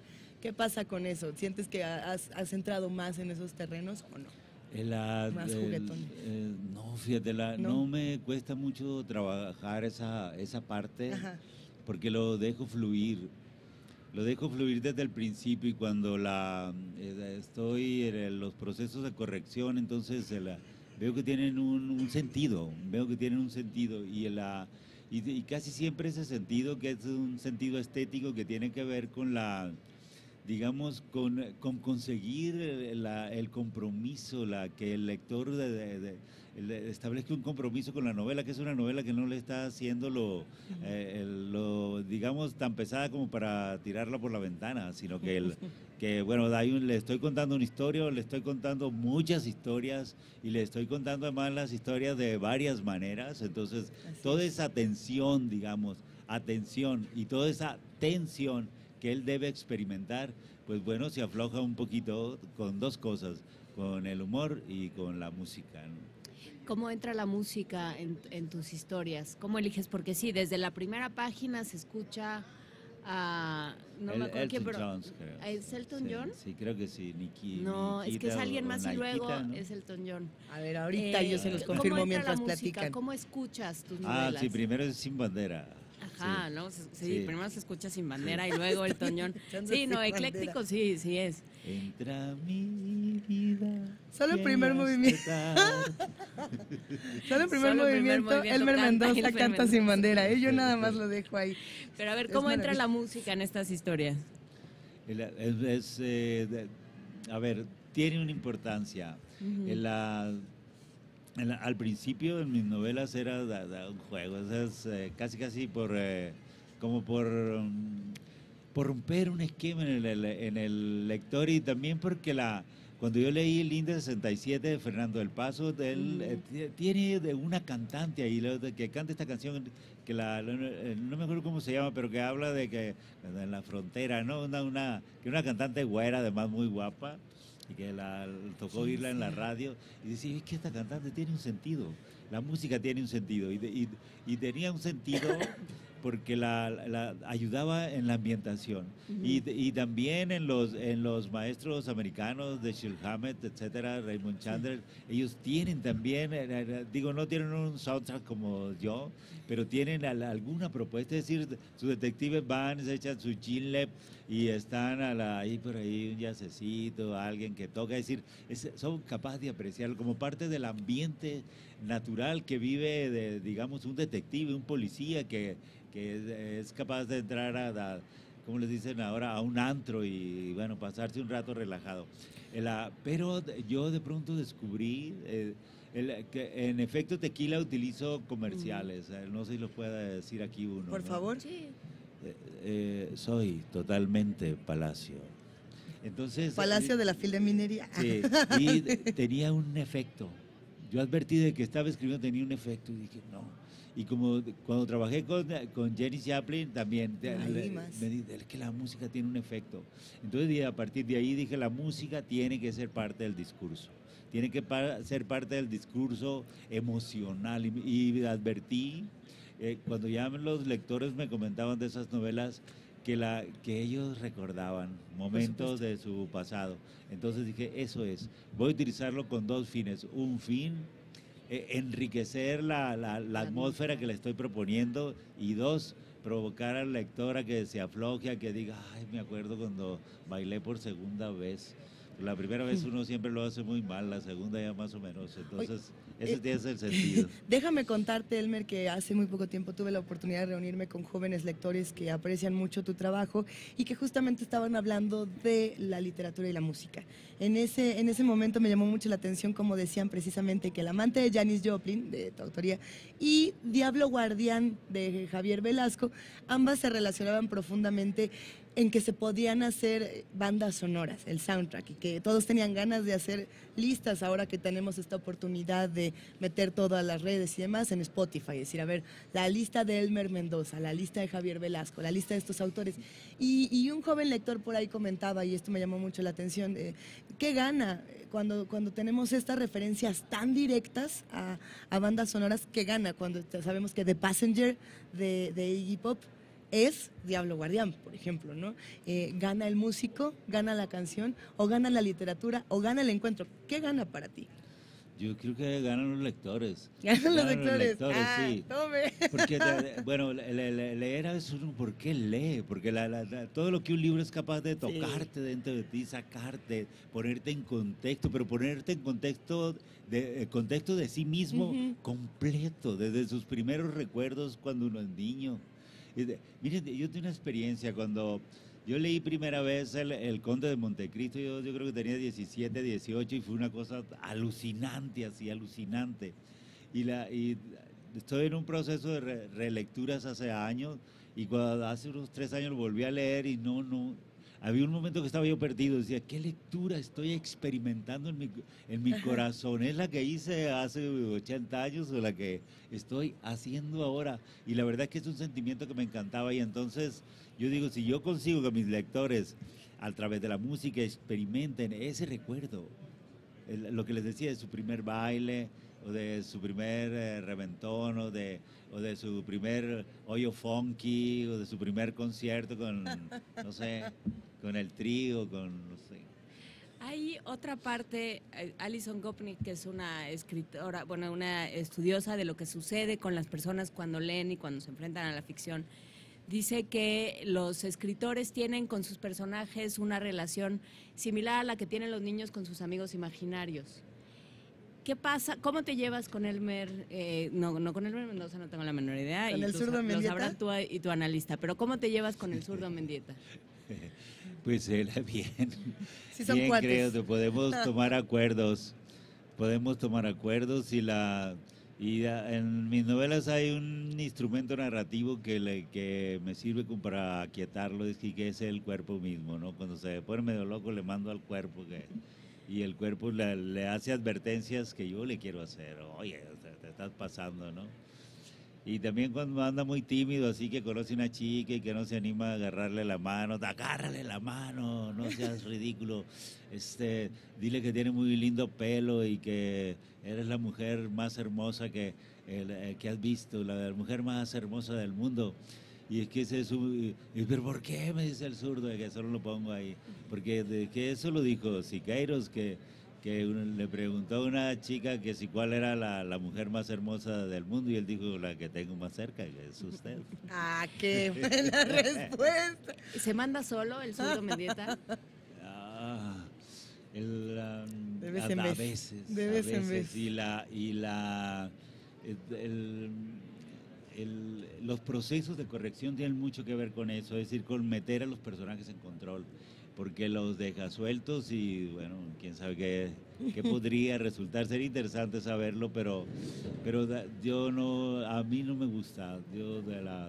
Creo que también ser escritor en serio significa ser dictador y entonces ellos tienen que hacer casi todo lo que yo quiero que hagan, ¿no? De vez en cuando les dejo algo ahí para que tengan la ilusión de que se mandan solos.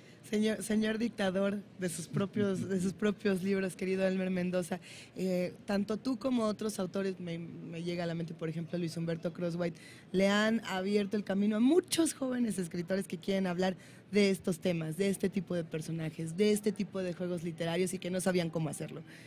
¿Los lees? ¿Lees a estos jóvenes dictadores literarios que dicen, bueno, pues ahora yo quiero que la literatura... No es que no quiero decirle del narco porque no va por ahí, pero claro, con toda esta estética, conoces a los jóvenes, te interesa su trabajo. ¿A quiénes estás leyendo? Ahora que estamos en esta fila tan grande y queremos ir por tus recomendaciones literarias, si es que por ahí... Voy a dar una respuesta clásica y que es falsa la y una Biblia real. y la Constitución. La real y la falsa, No, órale. entre los escritores, pues apenas estoy leyendo a Marcel Proust. Estoy releyendo. Cierto, Ese es sí. el truco, es decir, Sí. estoy releyendo No, a Proust. Estoy releyendo a Marcel Ya voy en el Proust, tomo sí, 25,000. Ándale, sí. Y entonces eso significa que no estás leyendo a nadie. Pero lo cierto es que muchos te admiran, muchos jóvenes sí, admiran tu trabajo. es que tengo mi vida como lector se hace bastante difícil porque me llegan muchos libros ahora, Claro. afortunadamente, y pues no los puedo leer todos, y aparte a veces me gusta ser juez. Y cuando soy juez, todas mis propuestas tienen que ver con este tipo de escritores que está señalando. Es decir, y hemos conseguido que algunos obtengan los premios, porque la literatura tiene que ser así, la literatura tiene que ser, es decir, tiene que indicar cada libro nuevo, y eso sería una maravilla, un progreso en el arte de contar, en las estéticas que estamos trabajando, sea el territorio que trabajen, o sea, los que escriben de amor o de historia, etcétera, pero siempre con esa visión de que la literatura no podemos permitir que se estanque, es decir, eso sería horrible. Y cuando yo voy a los concursos, invariablemente propongo autores que tienen literatura rara. Y Literatura rara. no tiene que ser negra, porque eso no es justo. O sea, si hay un autor policíaco bueno, pues bueno, hay que impulsarlo. Pero puede ser cualquier género, pero siempre y cuando se vea que hay un esfuerzo por crear, un esfuerzo por transformar, un esfuerzo por transgredir. Por tomar riesgos. Por tomar riesgos, claro. Y entonces es el que yo me intereso en impulsar. Y a veces que, por supuesto, me llegan algunos libros y que ya mis amigos me dicen, oye, este libro vale la pena hacer unos esfuerzos que sería bueno tomar en cuenta. Entonces, en efecto, sí los leo y a veces ¿Crees en tus amigos? vale la pena, ¿no? ¿Crees en tus amigos como guías de lectura? ¿O no Sí, en todos? no en todos. O sea, por ejemplo, dos que creía mucho se han ido, Daniel Sada y Federico Campbell, porque generalmente pues uno no habla de sus cosas, habla de las cosas de los otros, y ahí siempre salía muchas recomendaciones. Y que por ejemplo una vez no lo voy a decir su nombre, pero estábamos hablando de Paul Auster, que ahora está estrella acá, y me dice, pues, ¿cómo te atreves a leer a ese tipo? Es muy malo, ese es el tipo enfermo que no sé qué. O sea, y 10 años después me dijo, ¿qué pasó? ¿Seguiste leyendo a Auster? Pues claro, le digo, es un autor contemporáneo que tiene recursos que me interesan, y me dice, tienes razón tú, es muy bueno.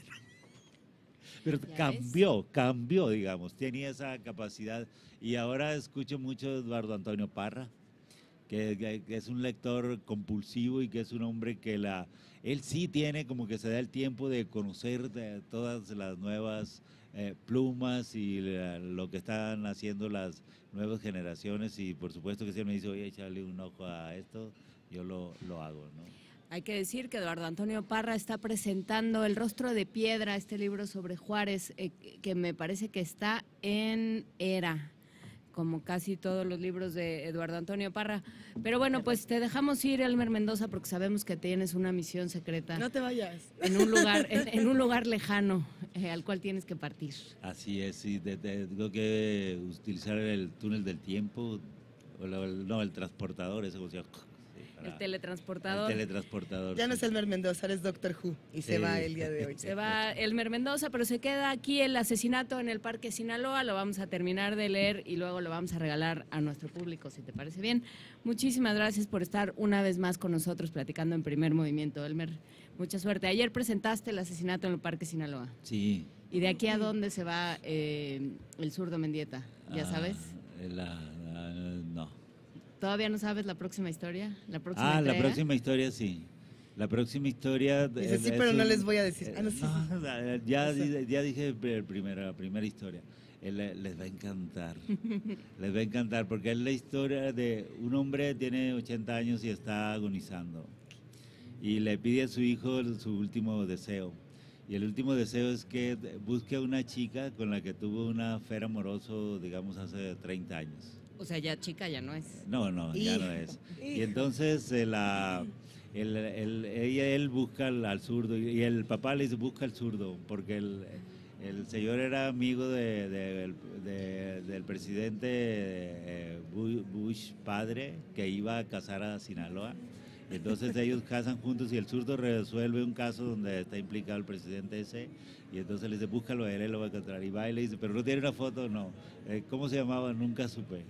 Porque se parece a Mila Jovovich. Sí, y le dice yo le decía Mila y punto. Mila no existía en ese tiempo, pero él, la fijación que tiene. Ajá. Y entonces el zurdo tiene que encontrar a esa chica.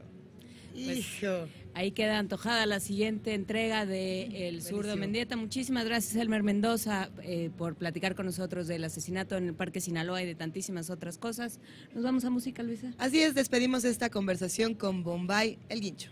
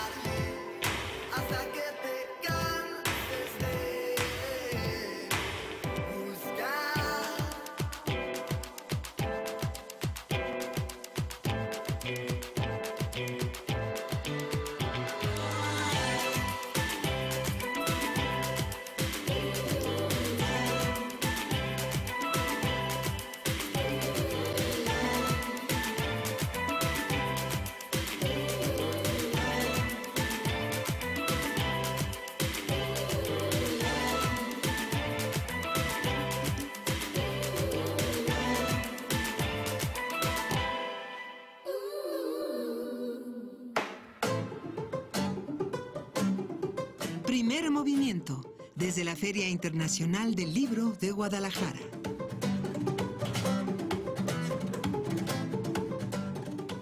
Yo no sé a ti, querida Juana Inés de esa, pero a mí ya me estaba dando un ataque de tos siniestro en esta FIL y nos lo vamos a curar con muchas presentaciones, con muchos talleres, con foros, encuentros.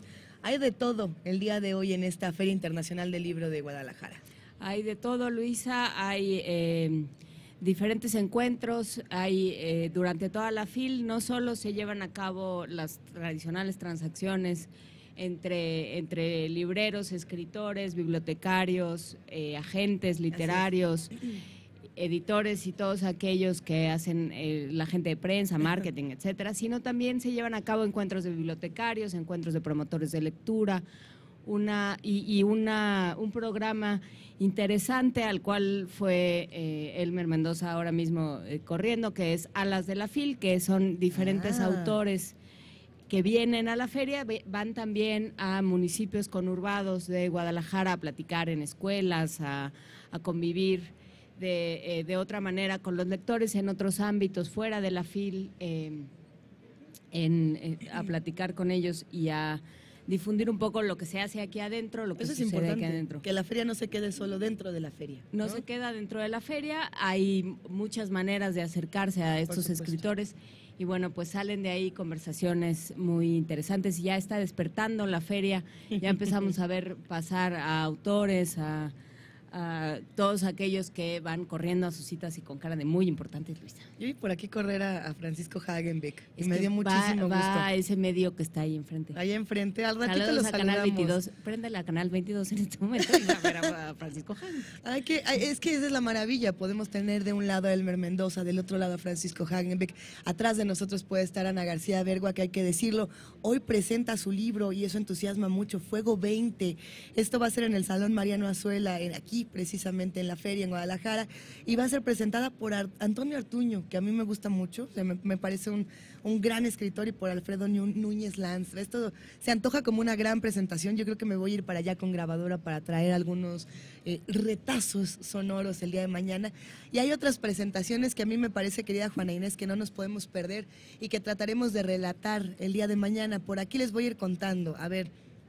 Aquí estaba la buena, ahí les va. Bueno, buenas todas, sí. Buenas todas, pero el día de ayer estábamos hablando de este libro que ha dado muchísimo de qué hablar y que causa mucha emoción, que es Mientras embalo mi biblioteca. Este libro de Alberto Mangel, que se presenta el día de hoy a las 6 de la tarde, es de Editorial Almadía. Vamos a estar por supuesto, ahí de igual manera buscando imágenes, buscando audios, porque platicar con Alberto Mangel es una oportunidad única. Alberto Mangel va a estar en otras presentaciones el día de hoy, va a estar en una llamada La República de la Imaginación, donde también estará Azar Nafisi. Esto va a ser en el Auditorio Juan Rulfo a las 7:30 de la noche.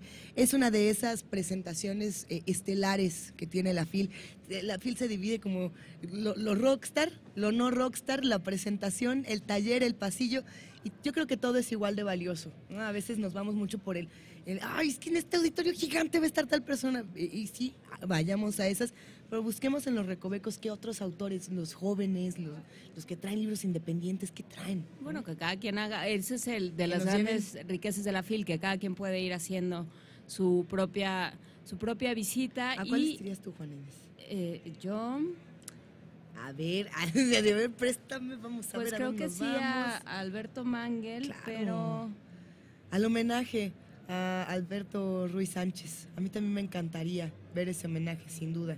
Sí, sería, precisamente se le va a hacer un homenaje el día de hoy a las 5 de la tarde, y bueno, pues hay que conocer a este bibliófilo, que bueno, es un gran ser humano. Que a mí, bueno, yo tengo interés especial por el análisis del discurso y el trabajo que ha hecho el doctor Alberto Vital, que va a presentar los argumentos de los asesinos, mecanismos de justificación en la obra de Juan Rulfo.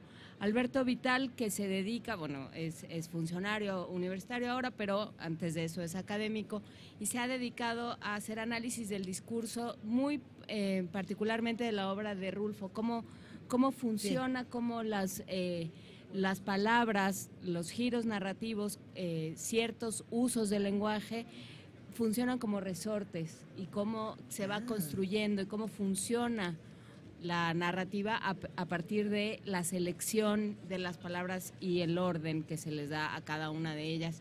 Será interesante a ver si podemos platicar con él después, ya de regreso en la Ciudad de México, para que nos cuente qué vio en Los Asesinos y en los argumentos de Juan Rulfo.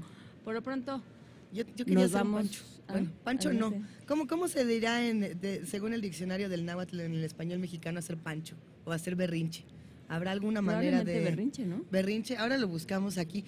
Y no es que quiera yo hacer un berrinche, pero sí tengo una pregunta para nuestros amigos de la FIL Guadalajara, para el comité organizador.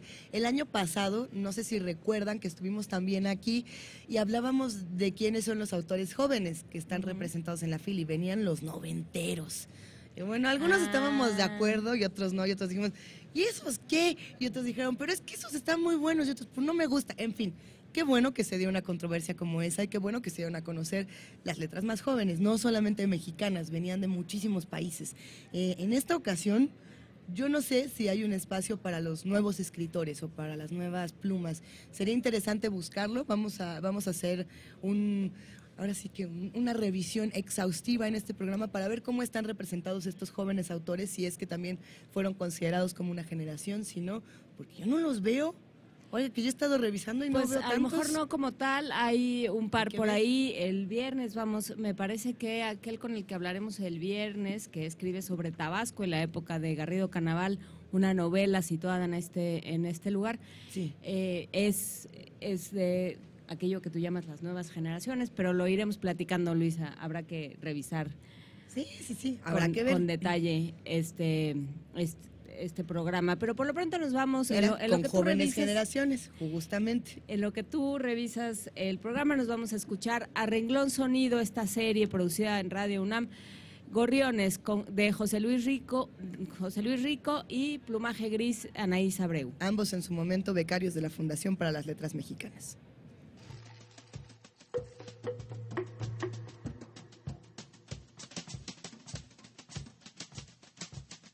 A Renglón Sonido.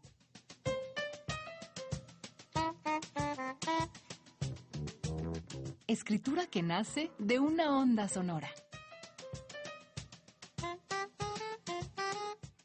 Trinos.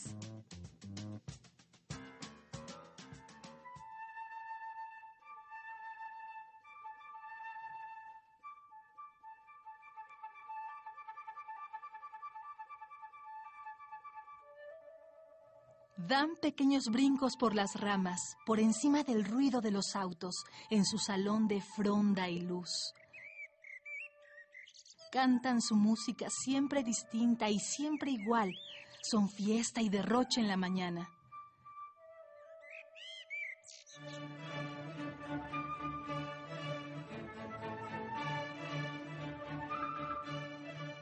Su canto se adentra en el espacio. Abre el pecho mismo y cobra forma. Es para nosotros, para la calle, para el mundo de estruendo que habitamos. Me detengo en la sombra del magnolio para buscar las nubes tras las hojas. Solo es de día en la calle, en un pequeño pedazo de la tierra. Más allá, la noche envuelve a los dioses, que se dedican a torcer nuestros caminos y no tienen aves ni calles que cruzar. En la vasta explanada donde son, solo tañen las esferas.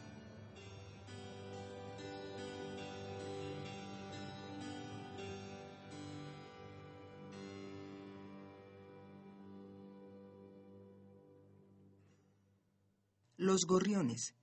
José Luis Rico, nacido en Ciudad Juárez, Chihuahua, en 1987, becario de la Fundación para las Letras Mexicanas.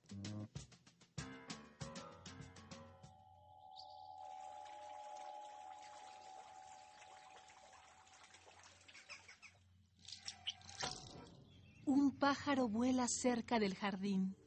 Digo para mí misma, ¡cuánta envidia!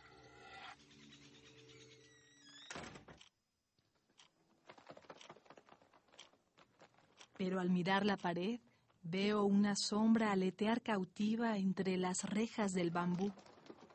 Escucho el canto. Nada puedo hacer.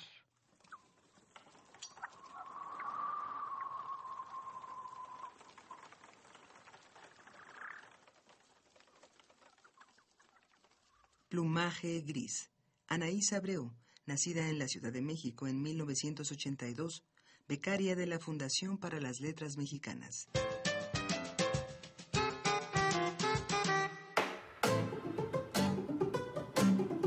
Primer movimiento, desde la Feria Internacional del Libro de Guadalajara.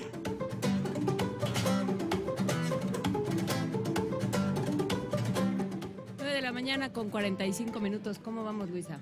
Es que estamos muy emocionados aquí mientras escuchamos a José Luis Rico y a Anaís Abreu, a quienes les mandamos un gran abrazo.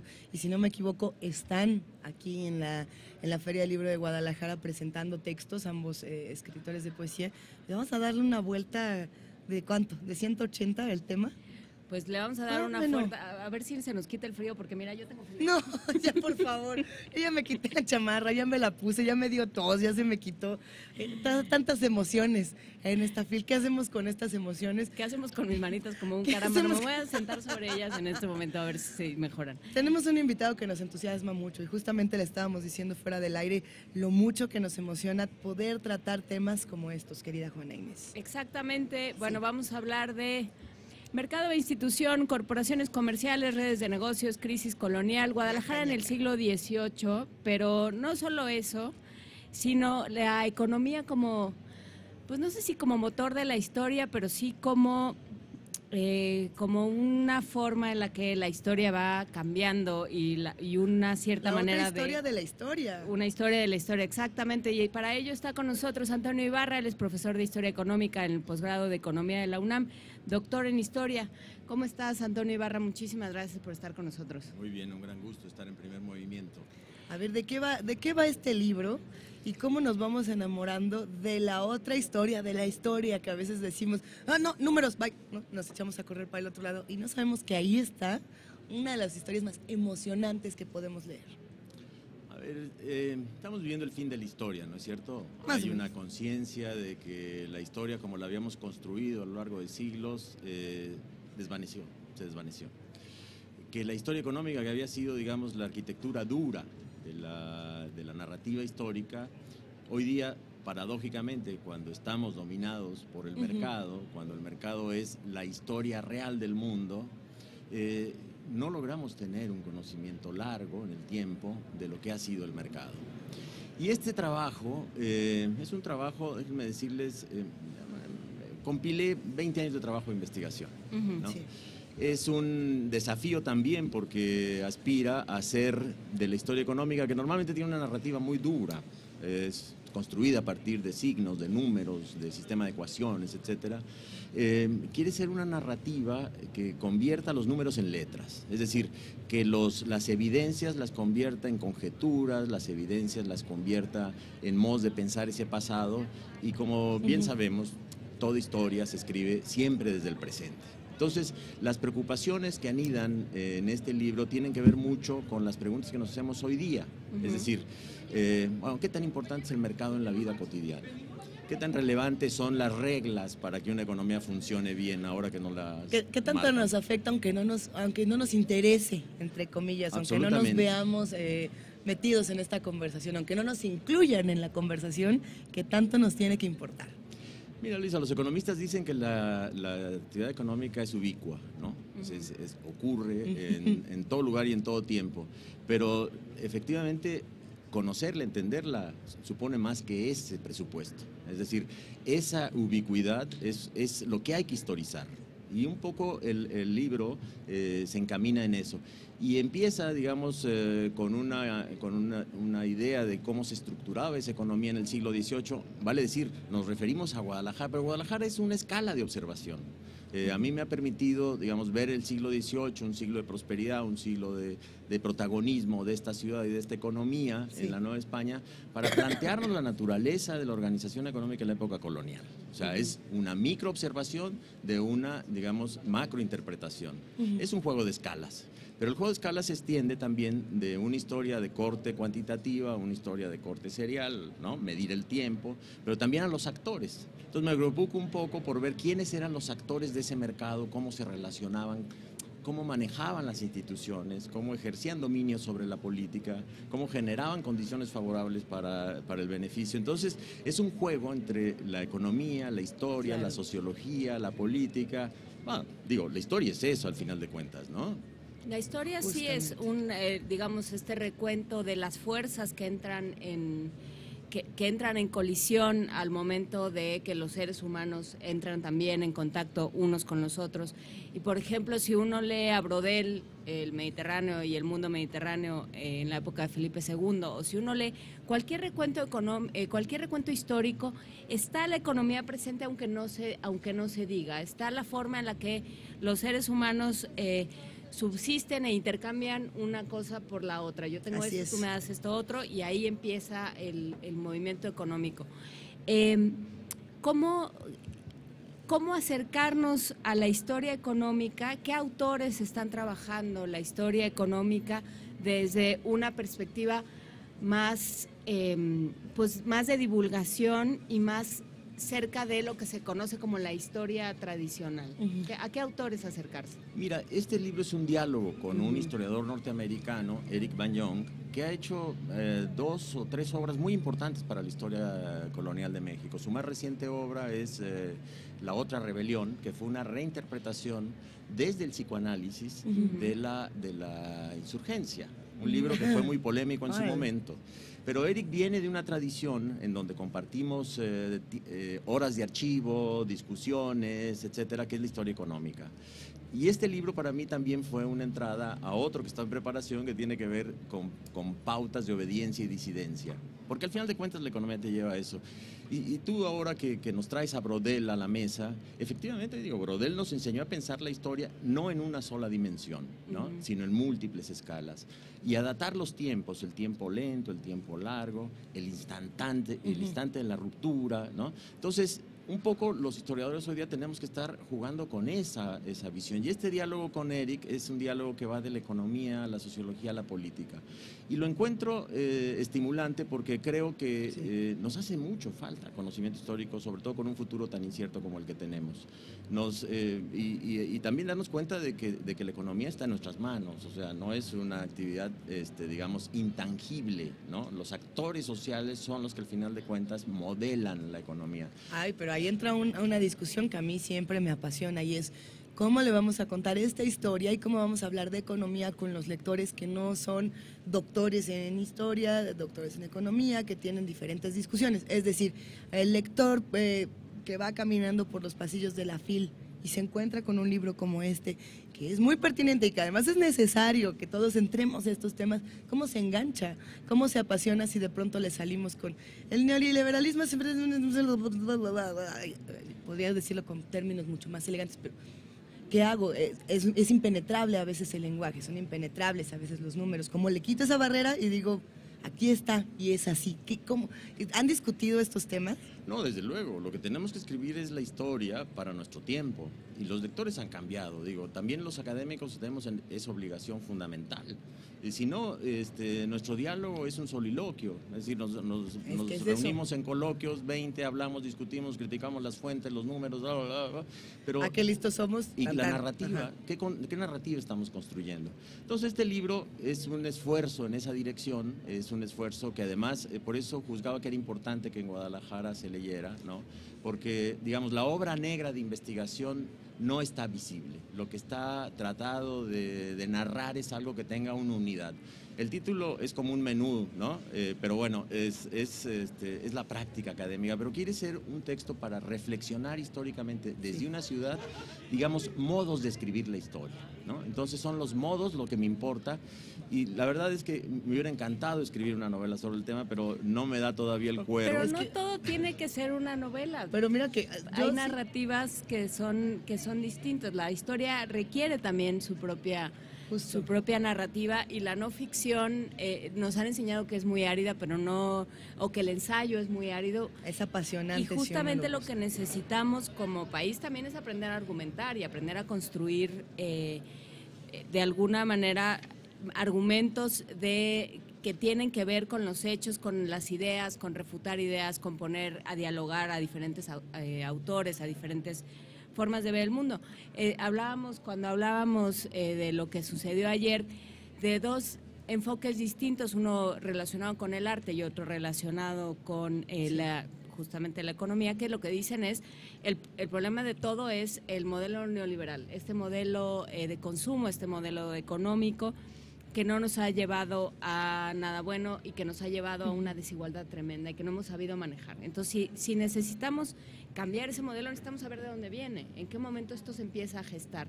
Y de ahí es necesario conocer y realmente elaborar, y es un asunto que tiene que pensar la academia, elaborar una historia económica accesible para todos.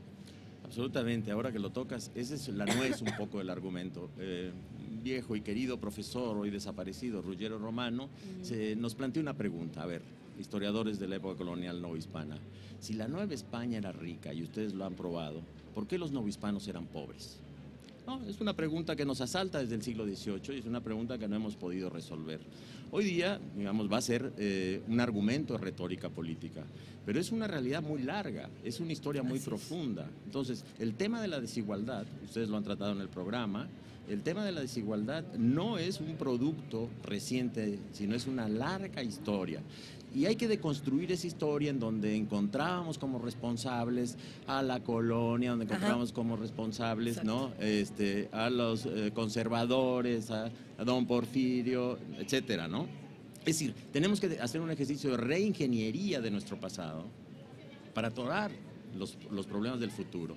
Y ahí es donde, digamos, el tema del libro quiere profundizar, quiere dar argumentos para los historiadores de Guadalajara, ¿no? Para que lo vean además, para que vean Guadalajara en otra escala, que no sea la historia de lo local, porque también otra escala de interpretación es lo global.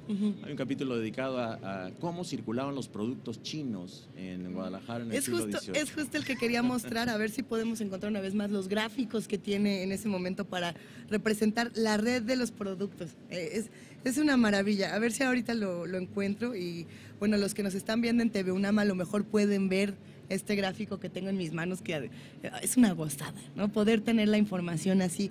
Se nos está yendo el tiempo, se nos viene encima el tiempo, querido Antonio Ibarra. Me gustaría preguntarte, o más bien decirte, ¿con qué pregunta cerrarías tú? ¿Qué preguntas se van a quedar pendientes para próximos libros, para próximos trabajos que tengan que tener un librote como este?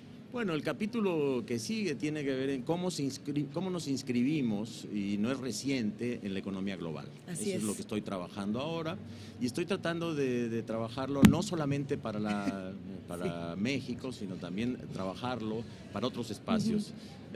Diría, hoy estoy fascinado con algo que a lo mejor termina siendo una novela, que es un viaje entre Calcuta y Buenos Aires. Un documento de archivo que me ha permitido repensar, imaginar toda esa travesía, ¿no?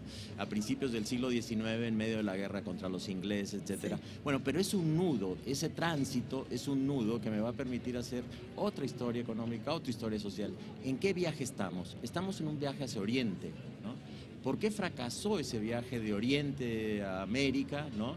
Tiene que ver un poco con la idea. Así es que si la vida me lo permite, en unos años haré ese viaje de Calcuta a Buenos Aires. Así se llama, El mundo en una nuez. Pues, ¡qué maravilla! Muchísimas gracias, Antonio Ibarra, profesor de Historia Económica de posgrado de Economía de la UNAM, doctor en Historia, y bueno, trae el libro Mercado e Institución, Corporaciones Comerciales, Redes de Negocios y Crisis Colonial, Guadalajara en el siglo XVIII. Muchísimas gracias por esta conversación. Antonio, nosotros ya casi nos vamos, Luis Iglesias. Nosotros nos despedimos ya de esta transmisión de la Feria Internacional de Guadalajara. Nos dio muchísimo gusto charlar contigo, querido Antonio. Nos dio mucho gusto compartir con la familia de TV UNAM, con la familia de Radio UNAM. Todos aquí son guerreros épicos, de verdad, desde muy temprano, montando, armando. Gracias a todos. Nos vamos a despedir con La lluvia en los zapatos de Leiva, que esto lo vamos a ir escuchando aquí de fondito. Ya nos está acompañando. Gracias a todos los que hacen parte, todos los que forman parte de esta transmisión. Querida jefa de información, Juana Inés de ESA, te quiero, gracias. Yo también, Luisita, muchísimas gracias. Ya mañana esperemos que esté de vuelta con nosotros Miguel Ángel. Que te mejores, Miguel Ángel. Que se mejore. Y bueno, pues muchísimas gracias a todos los que hicieron posible Primer Movimiento. Gracias a la Feria Internacional del Libro de Guadalajara, que nos ayuda muchísimo a que esto tenga salida. Y bueno, pues ya nos vamos, Luis Iglesias. Esto fue Primer Movimiento. El mundo desde la universidad. Yo te alumbraba con la luz que desprendí entonces mi memoria.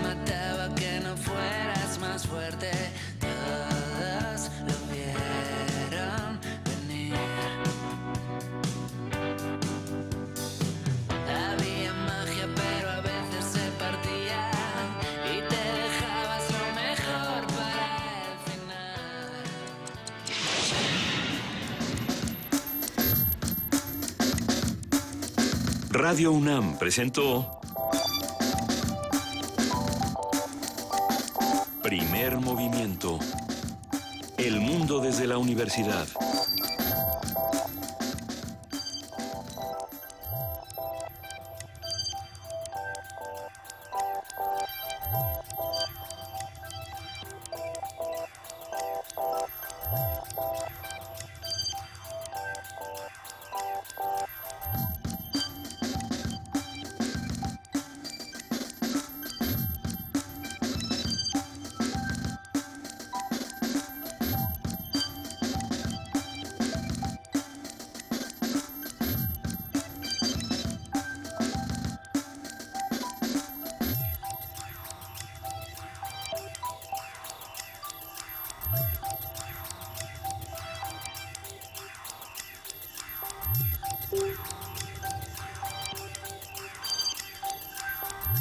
Sí.